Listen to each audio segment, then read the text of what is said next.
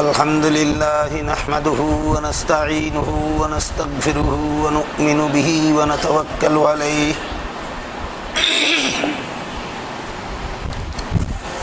ونعوذ بالله من شرور أنفسنا ومن سيئات أعمالنا من يهده الله فلا مضل له ومن يضلله فلا هادي له ونشهد أن لا إله إلا الله وحده لا شريك له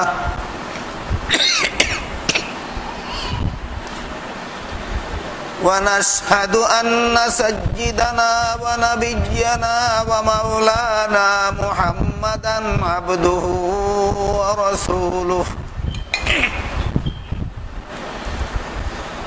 صلى الله تعالى عليه وعلى آله وأصحابه وبارك وسلم أما بعد فأعوذ بالله من الشيطان الرجيم بسم الله الرحمن الرحيم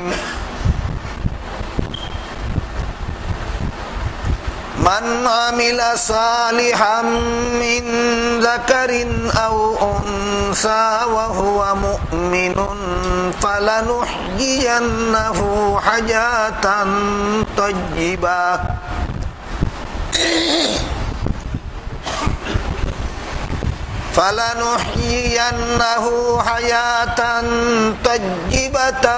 ولنجزينهم أجرهم بأحسن ما كانوا يعملون وقال رسول الله صلى الله عليه وسلم المرأة إذا صلت خمسها وصامت شهرها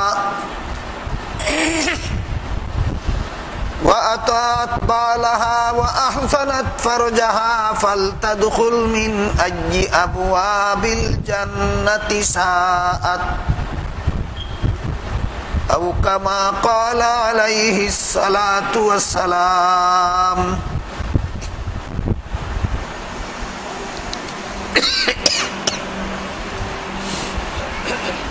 শ্রদ্ধেয় সভাপতি সাহেব, হযরত উলামায়ে কেরাম, সম্মানিত সুধী সমাজ ও পর্দার আড়ালে বসা আমার মা বোনেরা,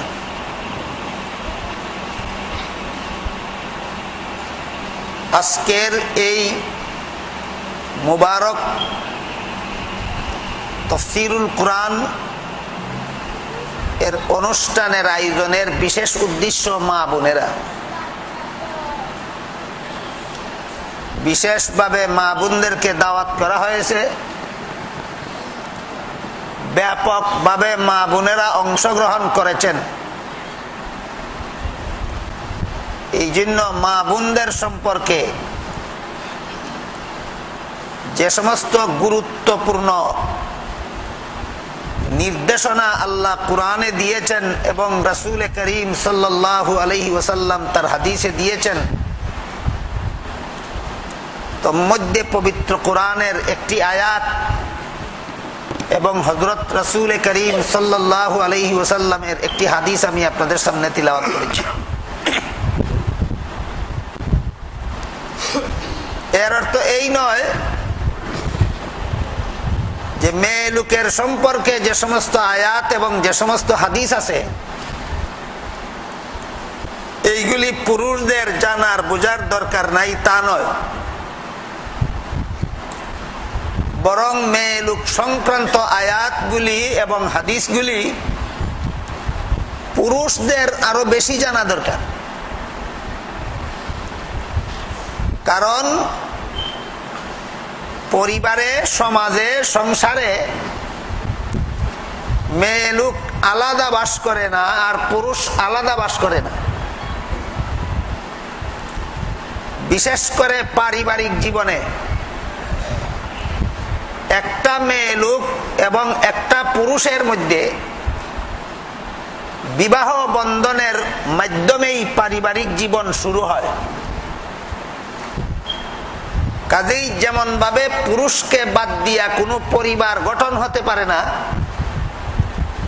তেমনি ভাবে মেয়েদেরকে বাদ দিয়াও কোনো পরিবার গঠন হতে পারে না। কাজেই নারী পুরুষ মিলেই যেহেতু পরিবার, আর পরিবার ভালো হলেই সমাজ ভালো হয়, সমাজ ভালো হলেই দেশ ভালো হয়, দেশ ভালো হলেই দুনিয়া ভালো হয়, দুনিয়া ভালো হলে আখেরাত ভালো হয়। ভালো আখেরাত চাইলে ভালো দুনিয়া গড়া দরকার, ভালো দুনিয়া গড়তে চাইলে ভালো দেশ গড়া দরকার, ভালো দেশ গড়তে চাইলে ভালো সমাজ গড়া দরকার, ভালো সমাজ গড়তে চাইলে ভালো পরিবার গড়া দরকার, আর পরিবার ভালো গড়তে চাইলে যেমন ভাবে পুরুষের ভালো হওয়া দরকার, তেমনি ভাবে নারীদেরও ভালো হওয়া দরকার। এই জন্য নারীদের সংক্রান্ত আয়াতগুলির তাফসীর এবং হাদিসগুলির ব্যাখ্যা মেয়েদের যতটুকু বোঝা দরকার, পুরুষদের তারও চেয়ে বেশি বোঝা দরকার।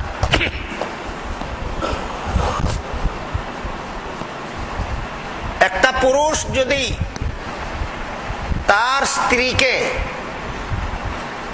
কুরআন হাদিস মতে চলতে দেয় না, ওই স্ত্রীর চলার ইচ্ছা থাকলেও চলতে পারে না। কোন বাবা যদি তার মেয়েকে কুরআন হাদিস মতে চলতে দেয় না,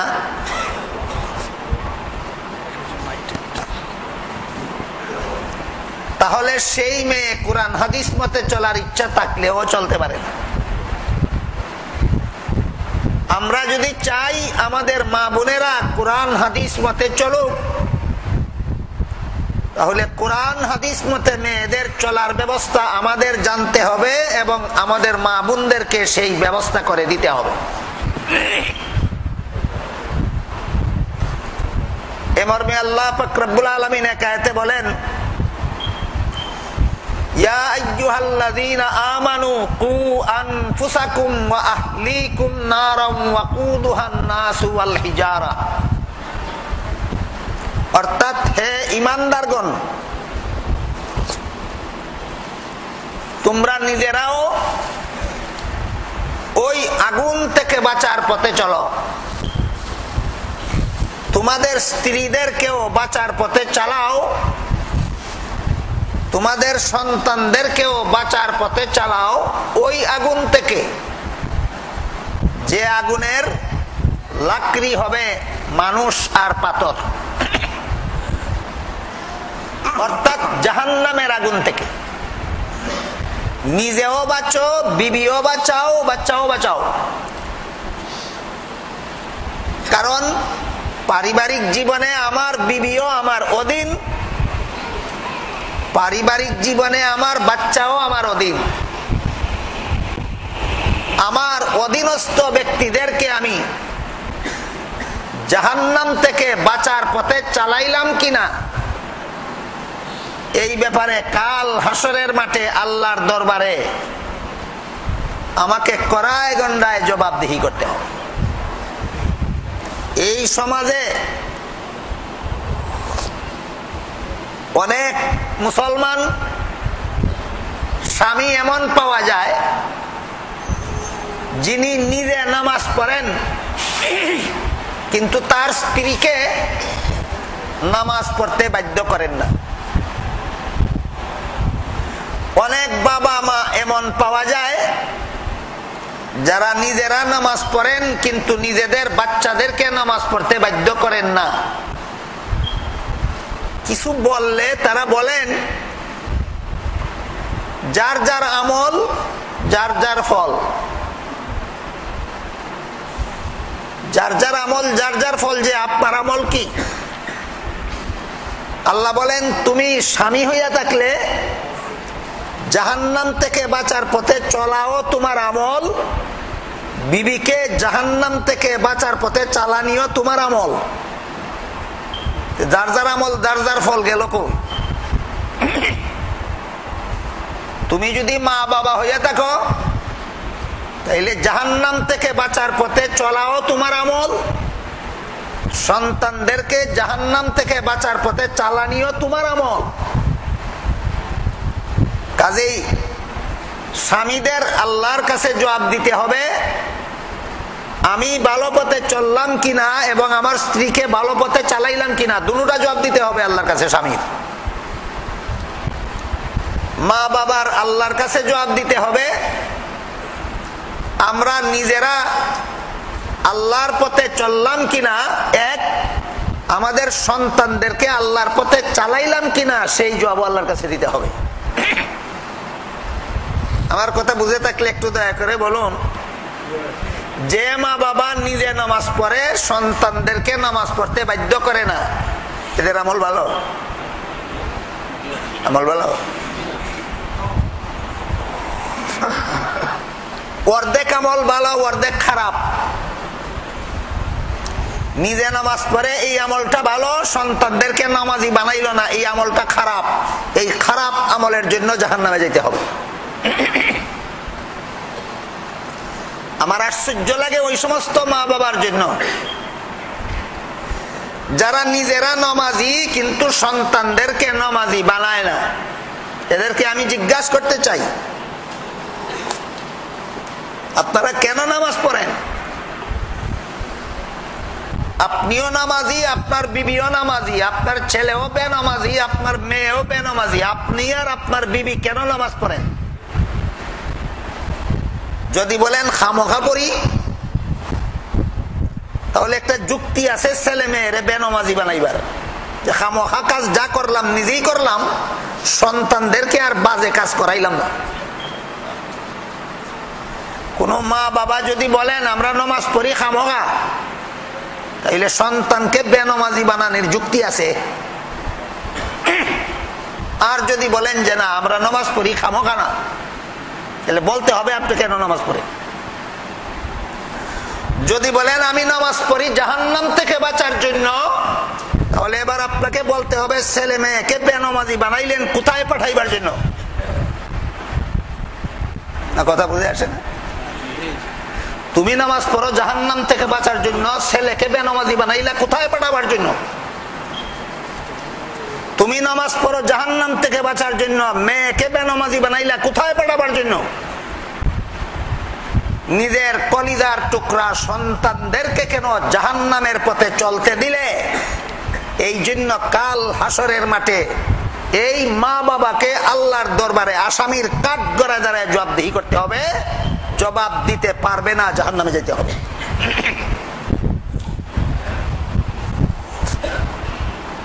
বুঝে থাকলে এবার বলেন সন্তানদের ওয়াজ শুধু সন্তানেরা শুনলে হবে না, মা বাবা আগে শুনতে হবে?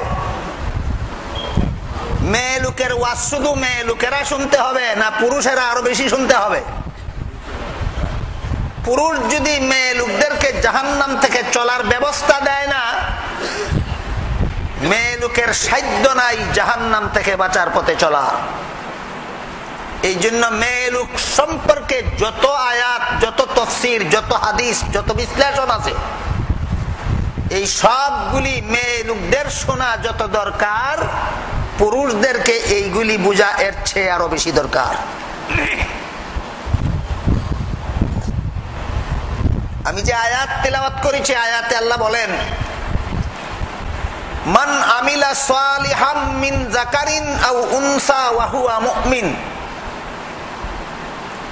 কোন মানুষ যদি মুমিন হয় আর আমল ভালো করে, অন্য আয়াতে বলছেন আরো দুইটা শর্ত, আমল যদি সহি নিয়তে করে এবং নবীর তরিকা মতে করে, এই চার কাজ। কোন মুমিনে যদি চারটা কাজ করে, কোন মানুষ যদি চারটা কাজ করে, 1 নম্বর সে মুমিন হয়, 2 নম্বর আমল ভালো করে,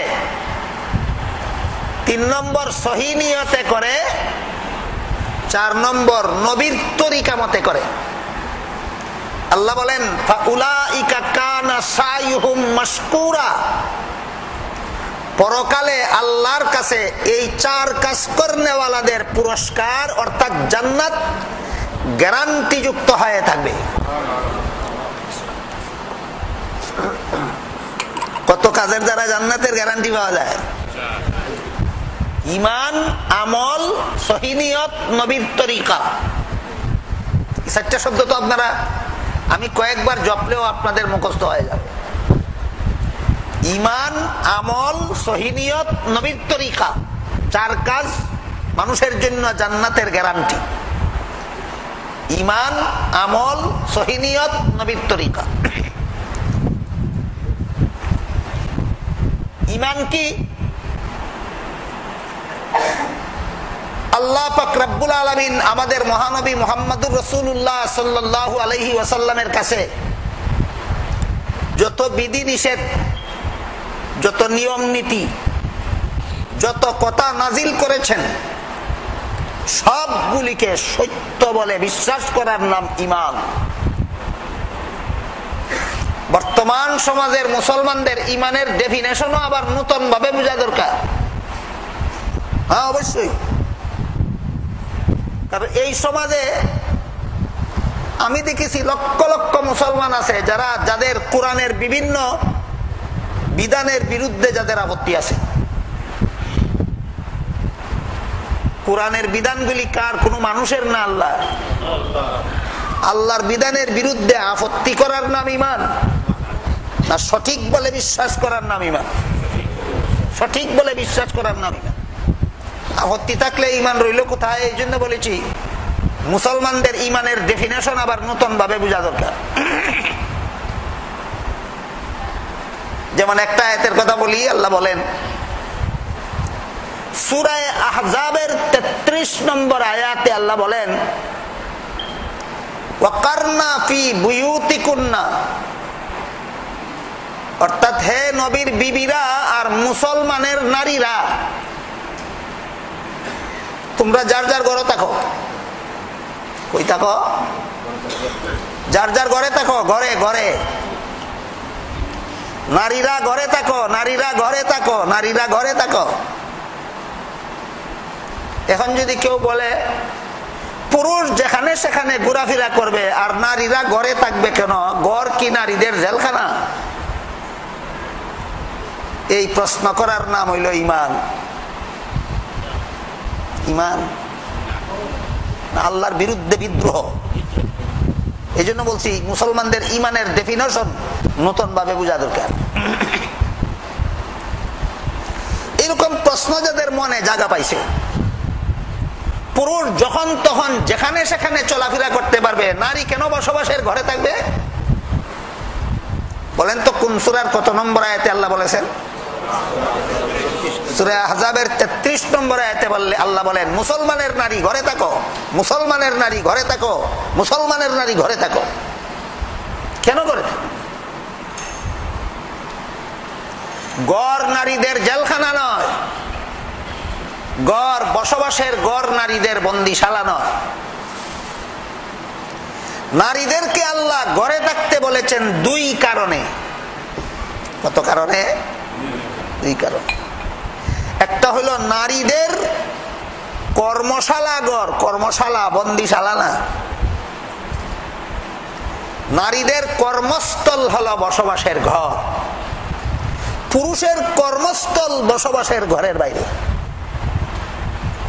আল্লাহ পাক রব্বুল আলামিন পুরুষদেরকে এমন কতগুলি কাজের যোগ্যতা দিয়া সৃষ্টি করেছেন যেই কাজগুলি নারীদের করার যোগ্যতাই নেই, আর নারীদেরকে এমন কিছু কাজের যোগ্যতা দিয়া সৃষ্টি করেছেন যেইগুলি করার যোগ্যতা কোনো পুরুষের নাই। নারী আর পুরুষ শুধু নামের ব্যবধান নয়, পুরুষের যোগ্যতা আলাদা, নারীর যোগ্যতা আলাদা। পুরুষের কাজ আলাদা, নারীদের কাজ আলাদা। পুরুষের কর্মস্থল আলাদা, নারীদের কর্মস্থল আলাদা। খুব সহজ একটা উদাহরণ শুনেন। পুরুষের জন্য বিধান হলো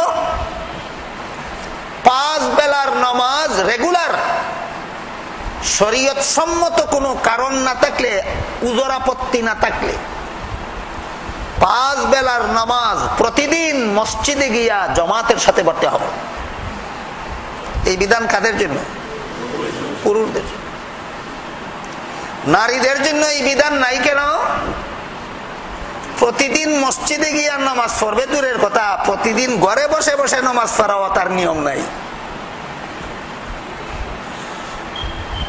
3 সপ্তাহ যদি নামাজ পড়ে ঘরে বসে বসে, 1 সপ্তাহ নামাজ পড়া তার নিষেধ। নামাজ পড়লে গুনাহ। নারীদের কি মাসে এমন একটা সপ্তাহ আছে যে সপ্তাহে নামাজ পড়া গুনাহ? যেই সময় নারীদের নামাজ পড়া গুনাহ, সেই সময় মসজিদে ঢোকা সওয়াব না গুনাহ? বলো, মসজিদে আসা যাওয়ার ডিউটি তোমার রেগুলার কিভাবে হবে?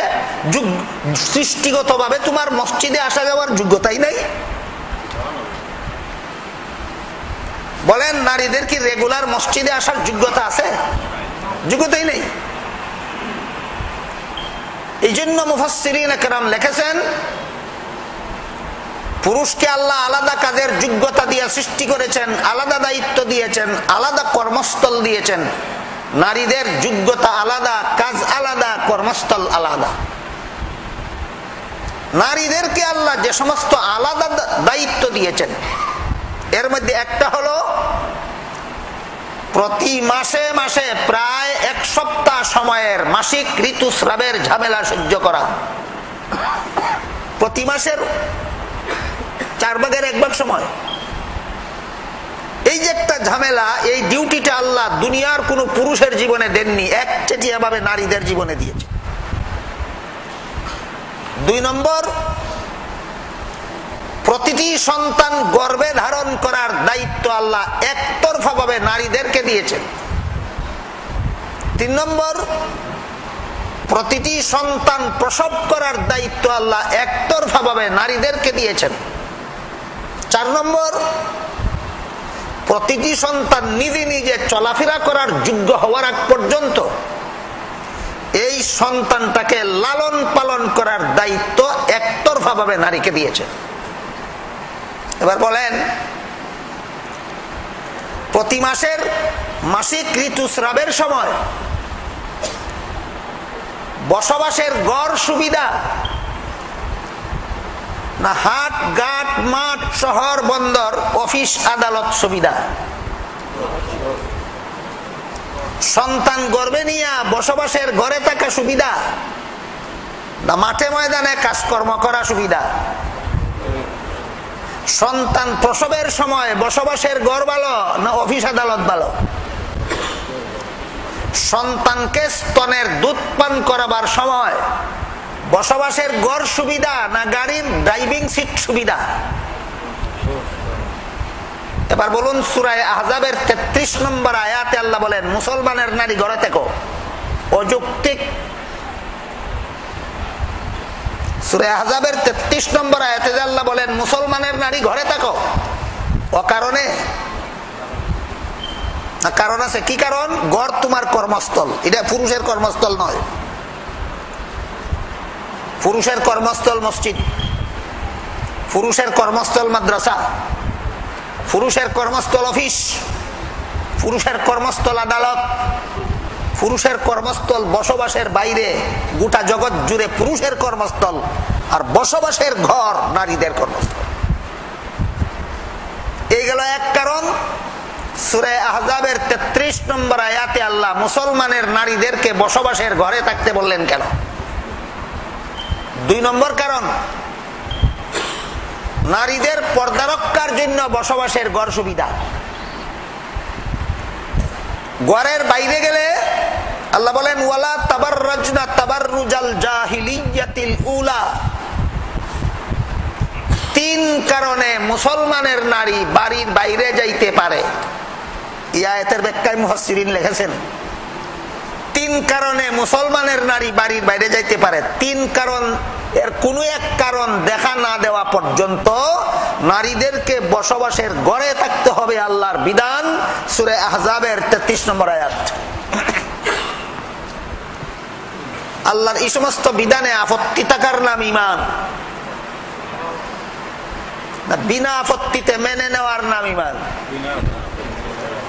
ঈমানের ডেফিনেশনটা আতলিয়া আবার যাচাই করলে কতজন ঠিকবে? এই জন্য বলছি মুসলমানদের ঈমানের ডেফিনেশন আবার নতুন ভাবে জানা দরকার। 2 নম্বর কারণ, পর্দা রক্ষার জন্য সুবিধা। কারণ বসবাসের ঘরের বাইরে গেলে পর্দা রক্ষা কঠিন, বসবাসের ঘরের ভিতরে পর্দা রক্ষা সহজ। এই সূরা আহজাবের 33 নম্বর আয়াতের ব্যাখ্যায় মুফাসসিরিন কেরাম লিখেছেন নারীরা 3 কারণে বাড়ির বাইরে যাইতে পারে। কত কারণ? 3 কারণ। 1 নম্বর ব্যক্তিগত কারণ। কোন নারী অসুস্থ হইলে বসবাসের ঘরে বসে যদি চিকিৎসা না হয়, ঘর থেকে বের হয়ে যেখানে গেলে চিকিৎসা হয় সেখানে যেতে পারে, এটা তার ব্যক্তিগত কারণ। কোন সম্পত্তি বেচা কিনা করলে, বেচা কিনার কাজ সম্পন্ন করতে, দলিল রেজিস্ট্রি করতে যদি ঘরের বাইরে যেতে হয়, যেতে পারে, এটা তার ব্যক্তিগত কারণ। মাকে, বাবাকে, আপন ভাইকে, আপন বোনকে দেখার জন্য যদি নিজের ঘরে বসে বসে দেখতে না পারে, যেখানে গেলে দেখতে পারে, সেখানে যেতে পারে, এটা তার ব্যক্তিগত কারণ। 2 নম্বর ধর্মীয় কারণ।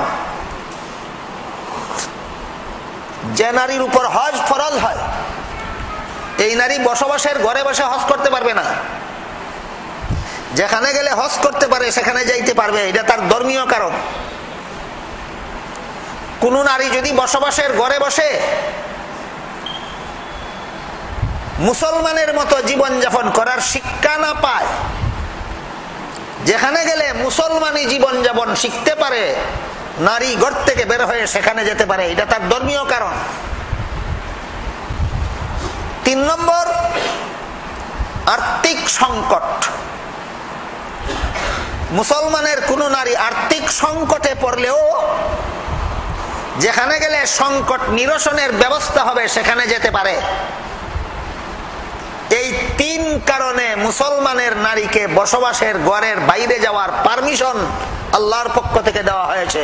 ব্যক্তিগত কারণে বসবাসের ঘরের বাইরে যেতে পারো, ধর্মীয় কারণে বসবাসের ঘরের বাইরে যেতে পারো, আর্থিক সংকটে পড়লে বসবাসের ঘরের বাইরে যেতে পারো। কিন্তু যখন বাইরে যাবে, আল্লাহ বলেন লা তাবাররাজনা তাবাররুজাল জাহিলিয়াতিল উলা। প্রাচীন যুগের অসভ্য নারীরা যেভাবে বেপরদা হয়ে বাড়ির বাইরে ঘোরাফেরা চলাফেরা করত, কোন মুসলমানের নারী অসভ্য নারীদের মতো বেপরদা হয়ে ঘরের বাইরে যেতে পারে না। সূরা আহজাবের 33 নম্বর আয়াতে আল্লাহ ওই সমস্ত নারীদেরকে অসভ্য বলেছেন যারা বেপরদা হয়ে ঘরের বাইরে যায়। আমরা যদি বেপরদা হইয়া ঘরের বাইরে যাওয়াকে সভ্যতা মনে করি, তখন কোরআনের উপরে ঈমান হইল। ঈমান কারে গো? ঈমান কি? কোরআনের কিছু কথা বিশ্বাস করার নাম না সব কথা? কোরআনের সব কথার উপর বর্তমান দুনিয়ার সব মুসলমানের বিশ্বাস আছে?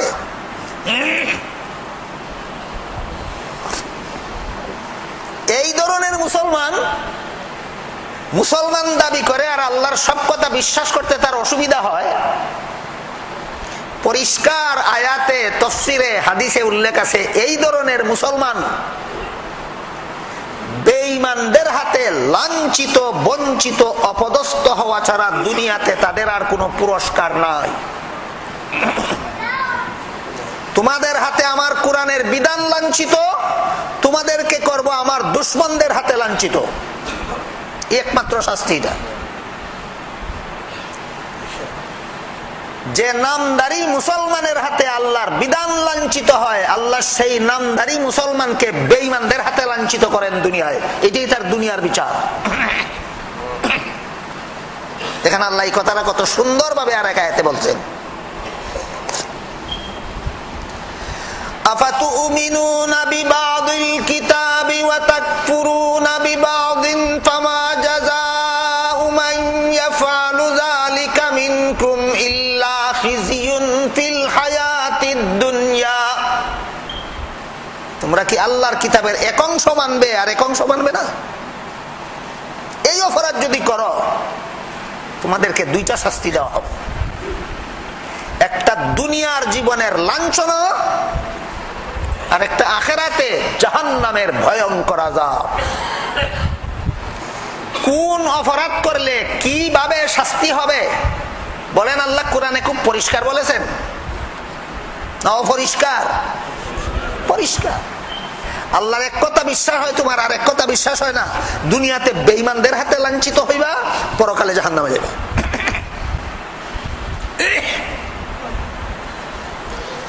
কাজেই সূরা আহজাবের 33 নম্বর আয়াতের ব্যাখ্যায় মুফাসসিরিনে কেরাম লিখেছেন, 3 কারণে মুসলমানের নারী বাড়ির বাইরে যাইতে পারে। ব্যক্তিগত, ধর্মীয় এবং আর্থিক সংকট। ব্যক্তিগত কারণ বুঝাইছি, ধর্মীয় কারণ বুঝাইছি, আর্থিক সংকটের কারণটা বুঝাই। আল্লাহর বিধানে 4 দল মানুষকে বিনা শ্রমে, বিনা চাকুরিতে ভাতা দিয়া লালন পালন করা সরকারের দায়িত্ব। 4 দল মানুষ চাকরি না দিয়া, ডিউটি না দিয়া, শুধু ভাতা দিয়া লালন পালন করতে হবে। কত দল? 4 দল। 1 নম্বর অসহায় বৃদ্ধ, যে বুড়া লোকটার শরীরে কাজ করারও ক্ষমতা নাই, জীবন যাপনের উপযোগী সম্পত্তিও নাই, রুজি করে খাওয়ানির মতো কোনো আত্মীয় নাই। অসহায় হইল কিনা? বিবেক কি বলে এই বুড়া লোকটা কাজ করে খাইতো না বিনা কাজে পাইতো? দিত কে? আল্লাহ বলেন সরকারে। অসহায় বৃদ্ধদেরকে বিনা ডিউটিতে ভাতা দিয়ে লালন পালন করা সরকারের দায়িত্ব। 2 নম্বর অসহায় শিশু, যার শরীরে এখনো কাজ করার যোগ্যতাই আসে নাই, লালন পালনের উপযোগী কোনো সম্পদ নাই, রুজি কইরা লালন পালন করাইবার মতো কোনো আত্মীয় নাই। আপনাদের বিবেক কি বলে এই শিশু শ্রম খাটিয়া খাবে না বিনা শ্রমে পাবে? দেবে কে? সরকার। কত নম্বর গেল? 2 নম্বর। 3 নম্বর ওই অসহায় যুবক, যে বৃদ্ধও নয় শিশুও নয়, তবে জটিল রোগের কারণে অথবা কোনো অঙ্গহানির কারণে কাজ করার ক্ষমতা নষ্ট হয়ে গেছে। শিশুও না বুড়াও না, কিন্তু কাজ করার ক্ষমতা নেই। সেও যদি অসহায় হয়, সরকারের দায়িত্ব বিনা শ্রমে ভাতা দিয়া তাকে লালন পালন করা। কত নম্বর গেল? 4 নম্বর ওই যুবতী নারী, শিশুও না বৃদ্ধও না, যুবতী, শরীরে কাজ করার ক্ষমতাও আছে। পুরুষের বেলায় ক্ষমতা না থাকলে, নারীর বেলায় ক্ষমতা থাকলেও যদি অসহায় হয়, নারীর গায়ে ক্ষমতা আছে বলেই তাকে শ্রম খাটানো যাবে না। নারীর শরীরে আল্লাহ শক্তি সামর্থ্য দান করেন উপার্জনে, শ্রম খাটাবার জন্য নয়, তার শরীরের রক্ত, ক্যালসিয়াম, ভিটামিন দিয়া গর্ভের সন্তানের দেহ গঠনের জন্য। নারীর এই মর্যাদা ইসলাম ছাড়া দুনিয়াতে আর কেউ দিতে পারে না, কিয়ামত পর্যন্ত দিতে পারবে না। ইসলামের দৃষ্টিতে এইটা হলো নারীর মর্যাদা। যে নারী তার শরীরের রক্ত দিয়া, যে নারী তার শরীরের ক্যালসিয়াম দিয়া, যে নারী তার শরীরের ভিটামিন দিয়া পুরুষ তোমার সন্তান গর্ভে নিয়ে সেই সন্তানের দেহ গঠন করবে, তোমার বিবেককে জিজ্ঞাসা করো, এই নারীকে কোন বিবেকে তুমি উপার্জনের শ্রম খাটাতে পাঠাও?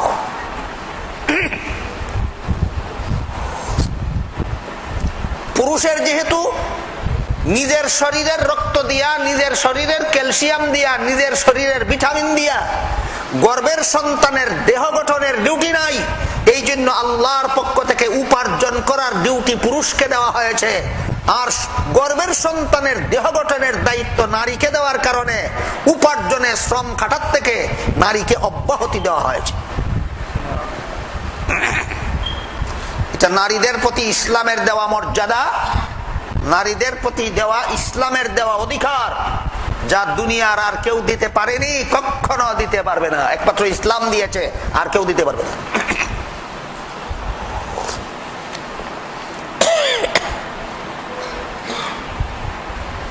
এই চার দল মানুষকে বিনা শ্রমে ভাতা দিয়ে লালন পালন করা সরকারের দায়িত্ব। কিন্তু কোন দেশের সরকার যদি এই অসহায়দেরকে ভাতা দেয় না, এই অসহায় নারী ভাতা দেয় না, তাহলে সে নিজের বসবাসের ঘর থেকে বের হয়ে যেখানে গিয়ে কাজ করলে এক মুষ্টি ভাত পাবে, একটা কাপড় পাবে, জীবিকা নির্বাহ করার উপযোগী পয়সা পাবে, সেখানে গিয়া কাজ করতে পারে, এই নারীটা স্বাভাবিক নারী না বিপদগ্রস্ত? বর্তমান মুসলমান সমাজের যত নারী চাকরি করে পয়সা কামাই করার জন্য, এর মধ্যে কতজন বিপদগ্রস্ত?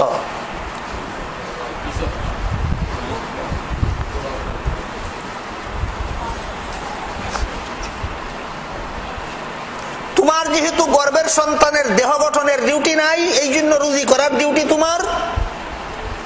নারীর যেহেতু গর্ভের সন্তানের দেহ গঠনের ডিউটি আছে, এই জন্য নারীর রুজি করার ডিউটি নাই। পুরুষ রুজি করবে, আর পুরুষের রুজি করা সম্পদ নারী বসবাসের ঘরে বসে বসে ভোগ করবে। এটা নারীকে দেওয়া ইসলামের অধিকার। নারীকে এই অধিকার ইসলাম ছাড়া আর কেউ দিতে পারে না।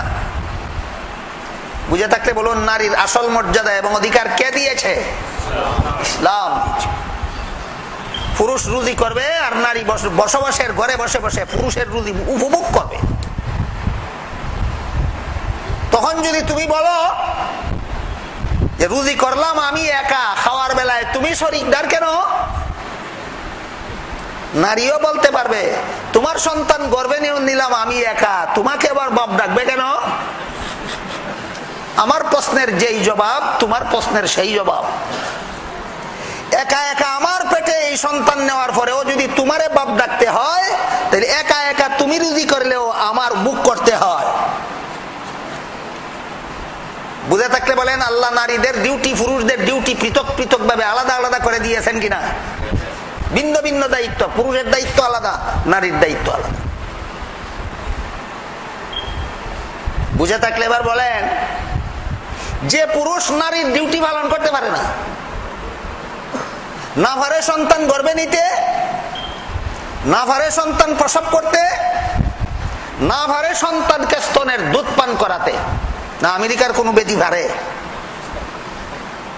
সন্তান গর্ভ নিতে পারে, প্রসব করতে পারে, স্তনের দুধ খাওয়াইতে পারে?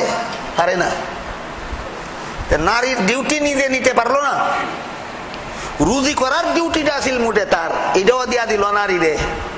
এ দুনিয়ায় চাইছে গুড়ার ঘাস কাটতো নি। এই বেটা তুই বেটির খামো করতে পারস না, তোর খামো বেটি দিয়া করাস, তুই এই সব দিন গুড়ার ঘাস কাটতে নি।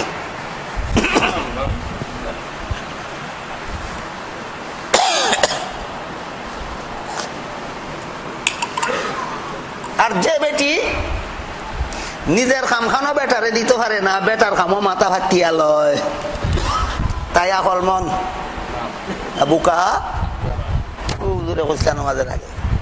আল্লাহ রসুলে ফরমাইছেন, বেটিন বুকা। যদি বেআকল নির্যাত না হইতো, নিজের একটা দায়িত্ব যে পুরুষরে দিতে পারে না, সেই পুরুষের পূর্ণ দায়িত্ব মাথা বাতিয়া নেয় কেন? বেআকল নির্যাত না হইলে। রসুলের ভাষায় কইছেন না কিসাতুল আকল, আর বাংলা ভাষায় কয় অবলা নারী, আর আমরা সিলেটি ভাষায় কয় বেআকল নির্যাত। বেয়াকলদির জাত।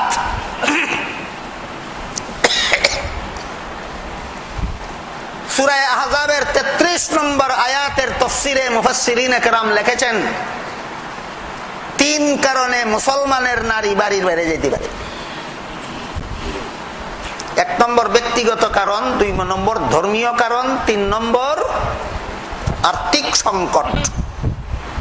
এই 3 কারণে যখন কোন মুসলমানের নারী বাড়ির বাইরে যাবে, আল্লাহ বলেন লা তাবাররাজনা তাবাররুজাল জাহিলিয়াতিল উলা, প্রাচীন যুগের অসভ্য নারীদের মতো বেপরদা হয় কোন মুসলমানের নারী বাড়ির বাইরে যেতে পারে না। যে নারী বেপরদা হয়ে বাড়ির বাইরে যায়, আল্লাহ সূরা আহজাবের 33 নম্বর আয়াতে বলেন এই নারী সাধারণ অসভ্য বর্বর নয়, প্রাচীন যুগের অসভ্য বর্বর। এই আয়াতের উপরে বর্তমান সমাজের কতজন মুসলমানের ঈমান আছে? ঈমান কোন জিনিসের নাম? এই জন্য বলছিলাম যে মুসলমানের আবার নতুন ভাবে ঈমানের ডেফিনেশন বোঝা দরকার। কোরআনের কিছু কথা বিশ্বাস করার নাম ঈমান। কিছু কথা না, সব কথা। যারা কোরআনের অনেক কথাই বিশ্বাস করে, 1-2টা শুধু বিশ্বাস করতে পারে না, এদের ঈমানটা কি পরিমাণ থাকে এটা বোঝার জন্য একটা উদাহরণ দিচ্ছি, শোনেন। হযরত শেখ বাগা রহমতুল্লাহি আলাইহি বশির আহমদ করে নাম ছিল। আমার সমান বা আমার চেয়ে বয়স যাদের বেশি তাদের জানা থাকার কথা, চিনার কথা। বহুত বড় বুজুর্গ ছিল, বহুত বড় বুজুর্গ ছিল। ইনি এক সময় এক ওয়াজে যাওয়ার সময় রাস্তায় আসরের নামাজের সময় হয়ে গেল, এক মসজিদে নামাজ পড়ার জন্য উঠলেন। আমাদের বাংলাদেশের গ্রামগঞ্জের মসজিদগুলিতে নামাজের সূরা কেরাত মাসলা মাসাইল জানে এই রকম লোক তালাশ করিয়া ইমামরা কয় না, এমন লোক তালাশ করিয়া ইমামরা কয় যাতে 6 মাস 9 মাস বাকি ফালাইয়া রাখলেও বেতন না দিলেও চলে। আর বেটায়ও মানে মানে গনে যেমন নুন ভানি তেমন খামজানি। এই ধরনের একজন ইমাম ছিল মসজিদে। এত বড় বুজুর্গ নামাজে আসছেন, মসজিদের ইমাম সাহেবদের অধিকার হইল যত বড় বুজুর্গ আপনি আসেন, আমি মসজিদের ইমাম, আমার অনুমতি ছাড়া আপনি ইমামতি করতে পারবেন না, এটা ইমামের অধিকার। কিন্তু ইমাম সাহেবের আদব হইল তোমার চেয়ে বড় আলিম যদি আসেন, তোমার চেয়ে বড় বুজুর্গ যদি আসেন, তাইলে অন্য কেউ বলার আগে তুমি তাকে বলো নামাজ পড়াইবার জন্য, এটা আদব। একটা হইলো অধিকার আর একটা হইলো বেশ কম বুঝলানি দেখুকা। এই বেচারা তো রাখছে ওই তারা এইরকম 6 মাস 9 মাস পর্যন্ত 200 300 400 500 টাকা বেতন 6 মাস 9 মাস পর্যন্ত আনা দিলেও বেটা যাইতো না। বেটা ওই রকম ওই আদবও জানে না, অধিকারও জানে না, বাগার শেখ সাহেবের নামাজ পড়ার লাগে কইল না, নিজেই নামাজ পড়াই। নামাজের শেষে সালাম ফিরানির আগে সৌ সেজদা দিল। বাগার শেখ সাহেব সালাম ফিরে জিগাইলা তুমি সৌ সেজদা দেওয়ার মতো কোনো ভুল করছো এরকম তো আমার কাছে ধরা করলো না, তুমি সৌ সেজদা কি তার লাগি দিলাই? যদি খান জিগাইন না জানো শরমের ব্যাপার, ই কথা খান জিগাইন না জানো এটা শরমের ব্যাপার বলে, আরে বেটা শরমের ব্যাপার তো সৌজেদা। সৌজেদা ওই নামাজের কোনো ওয়াজিব যদি অনিচ্ছাবশত ছুটিয়া যায় তখন সৌজেদা শরমের ব্যাপার কিতা কস, তুই খোয়া লাগবো কিতার লাগি সৌজেদা দিলে হয় না হুজুর সামান্য ব্যাপার। আপনি যখন স্যার হইনি না খোয়া লাগবো তে হুনুক, আমি সেজদা গেছিলাম সময় পুরা একটু বায়ু ছুটি গেছে,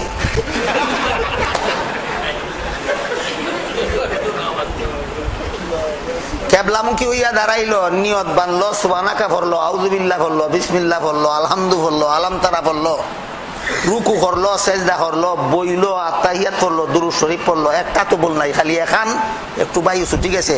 এই বেটার নামাজের যে দশা, যে মুসলমানের 30 পারা কোরআন সারা বিশ্বাস করে, সূরা আহজাবের 33 নম্বর আয়াত বিশ্বাস করে না, এই বেটার ঈমানেরও একই দশা।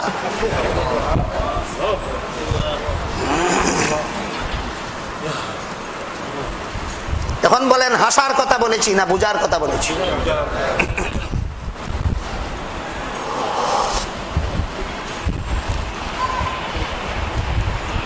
সূরা আহজাবের 33 নম্বর আয়াতে আল্লাহ মুসলমানের নারীদেরকে বসবাসের ঘরে থাকতে বলেছেন 2 কারণে। একটা হইলো নারীদের ডিউটি বসবাসের ঘরে, আর 2 নম্বর হইলো পর্দা রক্ষা সহজ। কারণ নারীদের ঘরের বাইরে গেলে পর্দার সিস্টেম একটা, আর ঘরের ভিতরে হইল পর্দার সিস্টেম আর একটা। ঘরের বাইরের পর্দার সিস্টেম কি আল্লাহ বলেন, وَقُلْ لِلْمُؤْمِنَاتِ يَغْضُضْنَ مِنْ أَبْصَارِهِنَّ وَيَحْفَظْنَ فُرُوجَهُنَّ وَلَا يُبْدِينَ زِينَتَهُنَّ। হে রাসূল করিম সাল্লাল্লাহু আলাইহি ওয়াসাল্লাম, মুসলমানের নারীদেরকে বলে দিন, এরা যখন রাস্তায় চলে দৃষ্টি যেন নিচের দিকে রাখে, আর এদের শরীরের সুন্দর যেন প্রকাশ না করে। মেয়ে লোক মুসলমানের নারী রাস্তায় চলার সময় শরীরের সুন্দর প্রকাশ করত না ডাকিয়া চলত? আল্লাহ কোরআনে বিধান দিয়েছেন মুসলমানের নারী রাস্তায় চলার সময় শরীরের সুন্দর ঢাকিয়া চলতে হবে। এখন মুসলমানের বিবেক যাচাই করবো, অতখান ইমান যাচাই করছিলা? মুসলমানের ইমান কতজন, মুসলমানের ইমান কতখান আছে? ওখান যাচাই করুকা কতজন মুসলমানের বিবেক কতখান আছে? আল্লাহ বলেছেন মুসলমানের নারী রাস্তায় চলার সময় শরীরের সুন্দর ঢাকিয়া রাখবে। মাথার চুল বেশি সুন্দর না মুখ বেশি সুন্দর? বলেন, মুখ বেশি সুন্দর? বুঝি শুনি কইছেন না, না বুঝিয়া? মাথা বেশি সুন্দর না মুখ বেশি সুন্দর? হাত বেশি সুন্দর না মুখ বেশি সুন্দর? পাও বেশি সুন্দর না মুখ বেশি সুন্দর? কম সুন্দর চুল ডাকলো বুরকা দিয়া, কম সুন্দর মাথা ডাকলো বুরকা দিয়া, কম সুন্দর আট ডাকলো বুরকা দিয়া, কম সুন্দর ফাউ ডাকলো বুরকা দিয়া, বেশি সুন্দর মুখ দিল খুলিয়া, বিবেক গেল কোথায়? এই কথাটা মুফাসসিরিনে কেরাম এমন একটা উদাহরণ দিয়ে বুঝাইছে। তিনি বলছেন, তুমি যদি একটা মেয়েরে বিয়া করার লাগি প্রস্তাব দাও, হাদিস শরীফে আল্লাহ রাসূল বলছেন যে মেয়েটারে বিয়া করার প্রস্তাব দিছো, পারলে এই মেয়েটারে দেখো তোমার চয়েস হইল। বিয়ার আগে মেয়ে চয়েস করার লাগি দেখা যায়। তুমি গেলাই বউ দেখাত, বেটিয়ে কয় আমার চুল দেখিলাও, আমার মাথা দেখিলাও, আমার হাত দেখিলাও, আমার ফাউ দেখিলাও, মুখ দেখাইতাম না, বিয়া করবাই নি? কও আসেননি আপনারা কেন এমন কেউ যে মেয়েরে বিয়ার প্রস্তাব দিয়েছেন বেটিয়ে আগদের আগে আপনারে চুল দেখাইতে রাজি, ঠ্যাং দেখাইতে রাজি, মুখ দেখাইতে রাজি না, বিয়া করবানি? কিতাব বোঝা গেল কোনটা বেশি সুন্দর? বেশি সুন্দরটা ওই দেখাইতে না, তোর ঠ্যাং দেখি আমার লাভ কিতা? তাহলে ঠ্যাং ওই ঠ্যাং যদি ডাকলাই বুরকা দিয়া, মুখ ওই যদি উদাম করি দিলাইতে বুরকা দিয়া ঠ্যাং ডাকিয়া তোমার লাভ কিতা? এটা বুঝবার লাগি দলিল লাগে না সাধারণ বিবেক থাকলেও বোঝা যায়? এটা বুঝার লাগে তো দলিল লাগে না, এটা বিবেক থাকলেও বোঝা যায়। তোমার বিবেক রে জিগাও বেটির ঠ্যাং বেশি সুন্দর না মুখ বেশি সুন্দর? তুমি যে বুরকা বানাই দিছো ঠ্যাং ডাকবার লাগি, মুখ ডাকতো কে?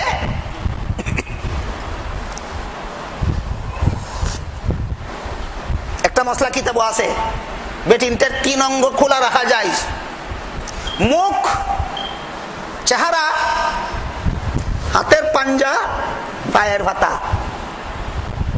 মেয়ে লোকের 3 অঙ্গ খোলা রাখা জায়েজ, মুখমন্ডল, হাতের পাতা, হাতের পাঞ্জা, পায়ের পাতা। এটা কিতাবের আধা খান কথা, বাকি আধা খান হয় না।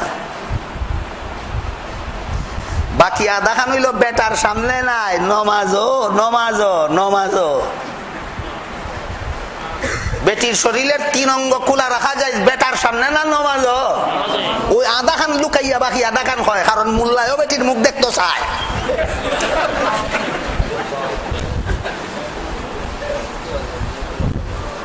কিতাবের কথা আধা খান লুকায় কোন মোল্লায়, যে মোল্লায়ও বেটির মুখ দেখতে চায়।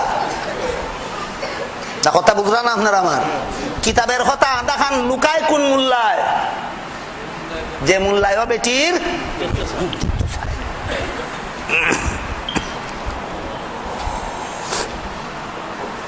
ক্লিয়ার হয়েছে নি কথা?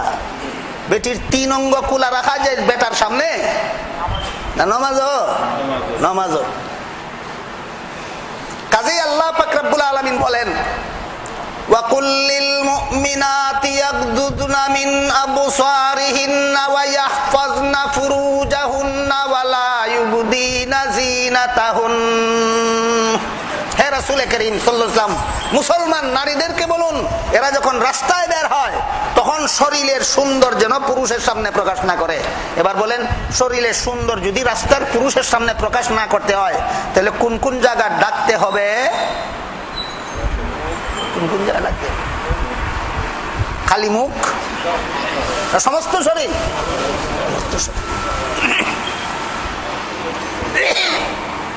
তাহলে রাস্তা পর্দা করাটা খুব সহজ হইল না? অনেক কঠিন। সমস্ত শরীর ডাকিয়ে রাস্তা চলা সহজ না কঠিন? কঠিন। কিন্তু ঘরের ভিতরে পর্দা করা এত কঠিন নয়। আপনারা কি কথায় কথায় হারাইয়া গেলেন? সূরা আহজাবের 33 নম্বর আয়াতে আল্লাহ বলেছেন, মুসলমানের নারীরা ঘরে থাকো। কত কারণে? দুই কারণে। এক নম্বর, তোমার ডিউটি ঘরের ভিতরে, পুরুষের ডিউটি ঘরের ভিতরে না, পুরুষের ডিউটি ঘরের বাইরে। দুই নম্বর, রাস্তায় পর্দা রক্ষা করা খুব কঠিন, ঘরের ভিতরে পর্দা রক্ষা করা সহজ। এই কারণে আল্লাহ পাক রব্বুল আলামিন সূরা আহজাবের 33 নম্বর আয়াতে বলেন, মুসলমানের নারীরা বসবাসের ঘরে থাকো। তখন কৌকা কত কারণে? বেঠিন ঘর থাকতো কত কারণে? দুই কারণে। এক নম্বর, ঘরের ভিতরে তোমার ডিউটি। দুই নম্বর, পর্দা রক্ষা ঘরের ভিতরে সহজ। কিভাবে সহজ এখন শোনেন।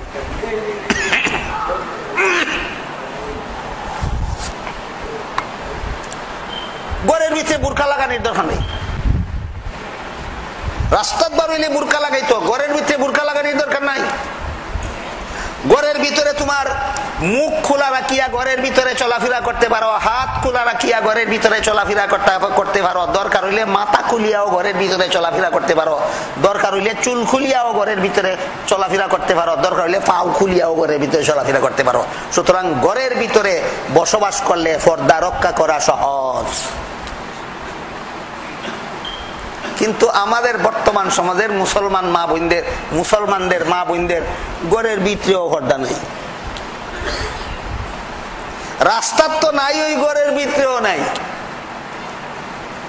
আমি একটা আয়াত পড়ি, আয়াতের মর্মটা আপনাদেরকে বুঝাই, তারপরে আপনারা প্রত্যেকেই টের পাবেন আমার ঘর আমার মা বোনের পর্দা কি পরিমাণ আছে। আল্লাহ বলেন, ইয়া আইয়ুহাল্লাযীনা আমানু লা তাদখুলু বুয়ুতান গায়রা বুয়ুতিকুম হাত্তা তাস্তানিসু ওয়া তুসাল্লিমু আলা আহলিহা। হে ঈমানদার পুরুষেরা, যে ঘরে ভিন্ন কোনো নারী থাকার সম্ভাবনা আছে। ভিন্ন নারী কারে কয়? শরীয়ত মতো যারে তুমি বিয়া করতে পারো তারে ভিন্ন নারী কয়। শরীয়তের বিধান মতে যে পুরুষের সাথে যে নারীর বিবাহ চিরজীবনের জন্য হারাম, এই নারীরে আপন নারী হয়। আর যে নারীরে বিয়া করা হারাম নাই, এটারে ভিন্ন নারী হয়, পর নারী হয়, বেগানা নারী হয়।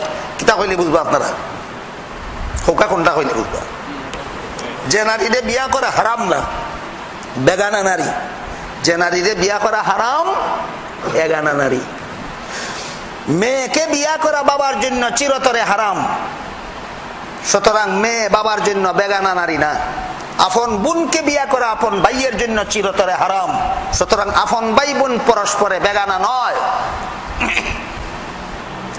আপন খালাকে বিয়া করা বাগিনার জন্য চিরতরে হারাম, সুতরাং খালা বাগিনা বেগানা নয়।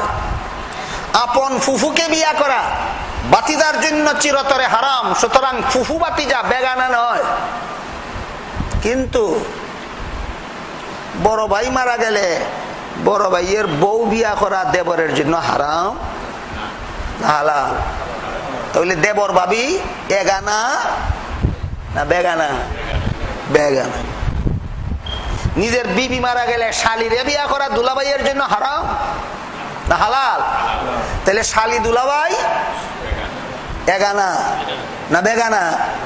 চাচাতো ভাই চাচাতো বোন, মামাতো ভাই ফুফাতো বোন, ফুফাতো ভাই মামাতো বোন, খালাতো ভাই খালাতো বোন বিয়া করা হালাল, একে অপরের বেগানা। আল্লাহ বলেন, হে মুসলমান পুরুষেরা, যে ঘরে বেগানা মেয়ে লোক আছে, এই ঘরের ভিতরে তুমি পারমিশন ছাড়া ঢুকতে পারো না। আমার বিবি যে রুমে থাকে সেই রুমে আমার বিবির দুলাভাই ঢুকতে যদি পারমিশন লাগে না, আমার বিবি যেই রুমে থাকে সেই রুমে তার চাচাতো ভাই ঢুকতে যদি পারমিশন লাগে না, তার খালাতো ভাই ঢুকতে যদি পারমিশন লাগে না, আমার বিবি যেই রুমে থাকে সেই রুমে ঢুকতে যদি তার মামাতো ভাইয়ের পারমিশন লাগে না, ফুফাতো ভাইয়ের পারমিশন লাগে না। এর মানে হলো তারা ইচ্ছা মতো আমার ঘরের ভিতরে আসতে পারে, যাইতে পারে, এবং ইচ্ছা মতো আমার বিবির শুধু মুখ নয় মাথাও দেখতে পারে, চুলও দেখতে পারে, হাতও দেখতে পারে, পাও দেখতে পারে।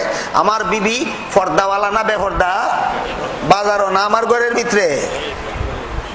একদল মুসলমানের নারী বেপর্দা বাজারও, আর একদল মুসলমানের বিবি বেপর্দা যার যার ঘরের ভিতরে। জানালার পর্দা ঠিক আছে, দরজার পর্দা ঠিক আছে। জানালার পর্দা সাজাইবার জন্য দরকার হইলে 50,000 টাকা খরচ করা হবে। দরজার পর্দা সাজাইতে হইলে দরকার হইলে লক্ষ লক্ষ টাকা খরচ করা হবে। কিন্তু বেগানা নারীরা, মুসলমানের নারী যে ঘরে বাস করে সেই ঘরে আনাগোনা করতে কোনো পারমিশন লাগে না। অথচ আল্লাহ পাক রব্বুল আলামিন পরিষ্কার ভাষায় বলেছেন যে নারী যে রুমের ভিতরে বেগানা নারী থাকে, এই রুমের ভিতরে কোনো মুসলমান পুরুষ পারমিশন ছাড়া ঢুকতে পারে না।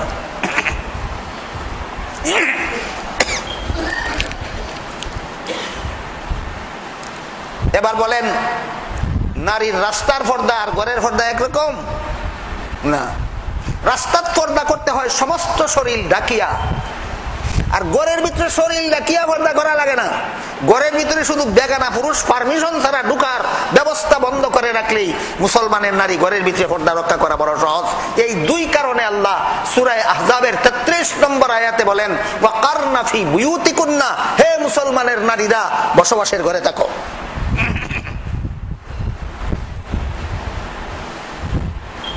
কথায় কথায় অনেক দূরে চলে গেলাম। যে আয়াত তিলাওয়াত করেছিলাম, আয়াতে আল্লাহ বলেন কোন মানুষ যদি মুমিন হয়, কত কাজের দ্বারা জান্নাতের গ্যারান্টি হয়? যদি মুমিন হও, নেক আমল করো, সহি নিয়তে করো, নবীর তরিকা মতে করো। প্রথম নম্বর কাজটা কোনটা? ঈমান। যার ঈমান আছে তার নামই মুমিন। ঈমান কার আছে? যে কোরআনের কিছু কথা বিশ্বাস করে, সব কথা বিশ্বাস করে। কোথায় গেল সূরা আহজাবের 33 নম্বর আয়াতের কথা? 35 নম্বর সূরা আহজাবের 35 নম্বর আয়াতটা আরো গুরুত্বপূর্ণ। মুহাম্মদুর রাসূলুল্লাহ সাল্লাল্লাহু আলাইহি ওয়াসাল্লামের জমানার একদল মুসলমান মেয়ে লোকেরা মুহাম্মদুর রাসূলুল্লাহর খেদমতে একটা প্রশ্ন পেশ করলো। বলল, আগো আল্লাহর রাসূল, আল্লাহ কোরআনে নারী পুরুষ সবার জন্য সমানভাবে যে সমস্ত বিধিবিধান দিয়েছেন, নামাজ কায়েম করো, রোজা রাখো, ধনী হইয়া থাকলে যাকাত দাও, সামর্থ্যবান হইয়া থাকলে হজ করো, এইগুলি পুরুষের জন্য যেমন নারীর জন্য তেমন। কিন্তু আল্লাহ ডাইরেক্ট সম্বোধন করেছেন পুরুষদেরকে পুরুষ লিঙ্গবোধক শব্দ দ্বারা, সরাসরি নারীদেরকে সম্বোধন করেন না, নারীদেরকে স্ত্রীলিঙ্গবোধক শব্দ ব্যবহার করেন না। এর মানে হলো ডাইরেক্ট নারীদের সাথে আল্লাহ কোনো কথা বলেন না। আল্লাহ ডাইরেক্ট কথা বলতে পুরুষের সাথে কথা বলেন। কেন? নারীদেরকে কি আল্লাহ ঘৃণা করে? এই প্রশ্ন করলেন একদল মুসলমান মেয়ে লোকে মুহাম্মদুর রাসূলুল্লাহর দরবারে। প্রশ্নের গুরুত্বটা বোঝার জন্য একটু উদাহরণ দেই। প্রত্যেক ভাষায় এমন কিছু শব্দ আছে যে পুরুষের জন্য আলাদা, নারীদের জন্য আলাদা, অর্থ এক, কিন্তু পুরুষের জন্য আলাদা, নারীদের জন্য আলাদা। যেমন ইংলিশের উদাহরণটা দিলে আপনারা সহজে বুঝবেন। হি একটা শব্দ, সি একটা শব্দ, দুটোর বাংলা অর্থ সে। হি অর্থ সে, সি অর্থ সে। অর্থ যখন এক, উচ্চারণ দুই রকম কেন? নারী আর পুরুষের ভিন্নতার কারণে। পুরুষের বেলায় হি, নারীদের জন্য সি। এরকম আরবি ভাষায়ও কতগুলি শব্দ আছে, পুরুষের জন্য আলাদা, নারীদের জন্য আলাদা, অর্থ এক। দেখা যায় কোরআন শরীফের প্রায় সমস্ত আয়াতে আল্লাহ যে সমস্ত শব্দ পুরুষের জন্য ব্যবহৃত হয় ওই সমস্ত শব্দ ব্যবহার করেন, নারীদের জন্য ব্যবহৃত শব্দগুলি ব্যবহার করেন না। এর দ্বারা বোঝা যায় আল্লাহ ডাইরেক্ট পুরুষের সাথে কথা বলেন, আল্লাহ ডাইরেক্ট নারীদের সাথে কোনো কথা বলেন না। কেন? নারীরা কি অপরাধ করলো? আল্লাহ কি নারীদেরকে ঘৃণা করেন? এই প্রশ্ন করলো রসুলের যুগের একদল মুসলমান নারীরা মুহাম্মদুর রাসূলুল্লাহর দরবারে। প্রশ্নের জবাবে আল্লাহ পাক রব্বুল আলামিন সূরা আহজাবের 35 নম্বর আয়াত নাযিল করলেন। 35 নম্বর আয়াত নাযিল করে আল্লাহ বলেন, নারীদেরকে আমি ঘৃণা করি না। তারা যে আপনাকে প্রশ্ন করলো যে আমি ডাইরেক্ট তাদেরকে সম্বোধন করে স্ত্রীলিঙ্গবোধক শব্দগুলি ব্যবহার করি না কেন, তাদেরকে ঘৃণা করি না, ঘৃণা করি না। আসল ঘটনা হলো পুরুষের স্বভাবের মধ্যেই একটা জিনিস আছে, স্ত্রীলিঙ্গবোধক শব্দ শুনলেও এটা নিয়ে সে কল্পনা জল্পনা করে। স্ত্রীলিঙ্গবোধক শব্দ শুনলেও এটা লিয়া কল্পনা জল্পনা করে। কথাটা বোঝার জন্য আপনাদেরকে একটা উদাহরণ দিয়ে শুনি।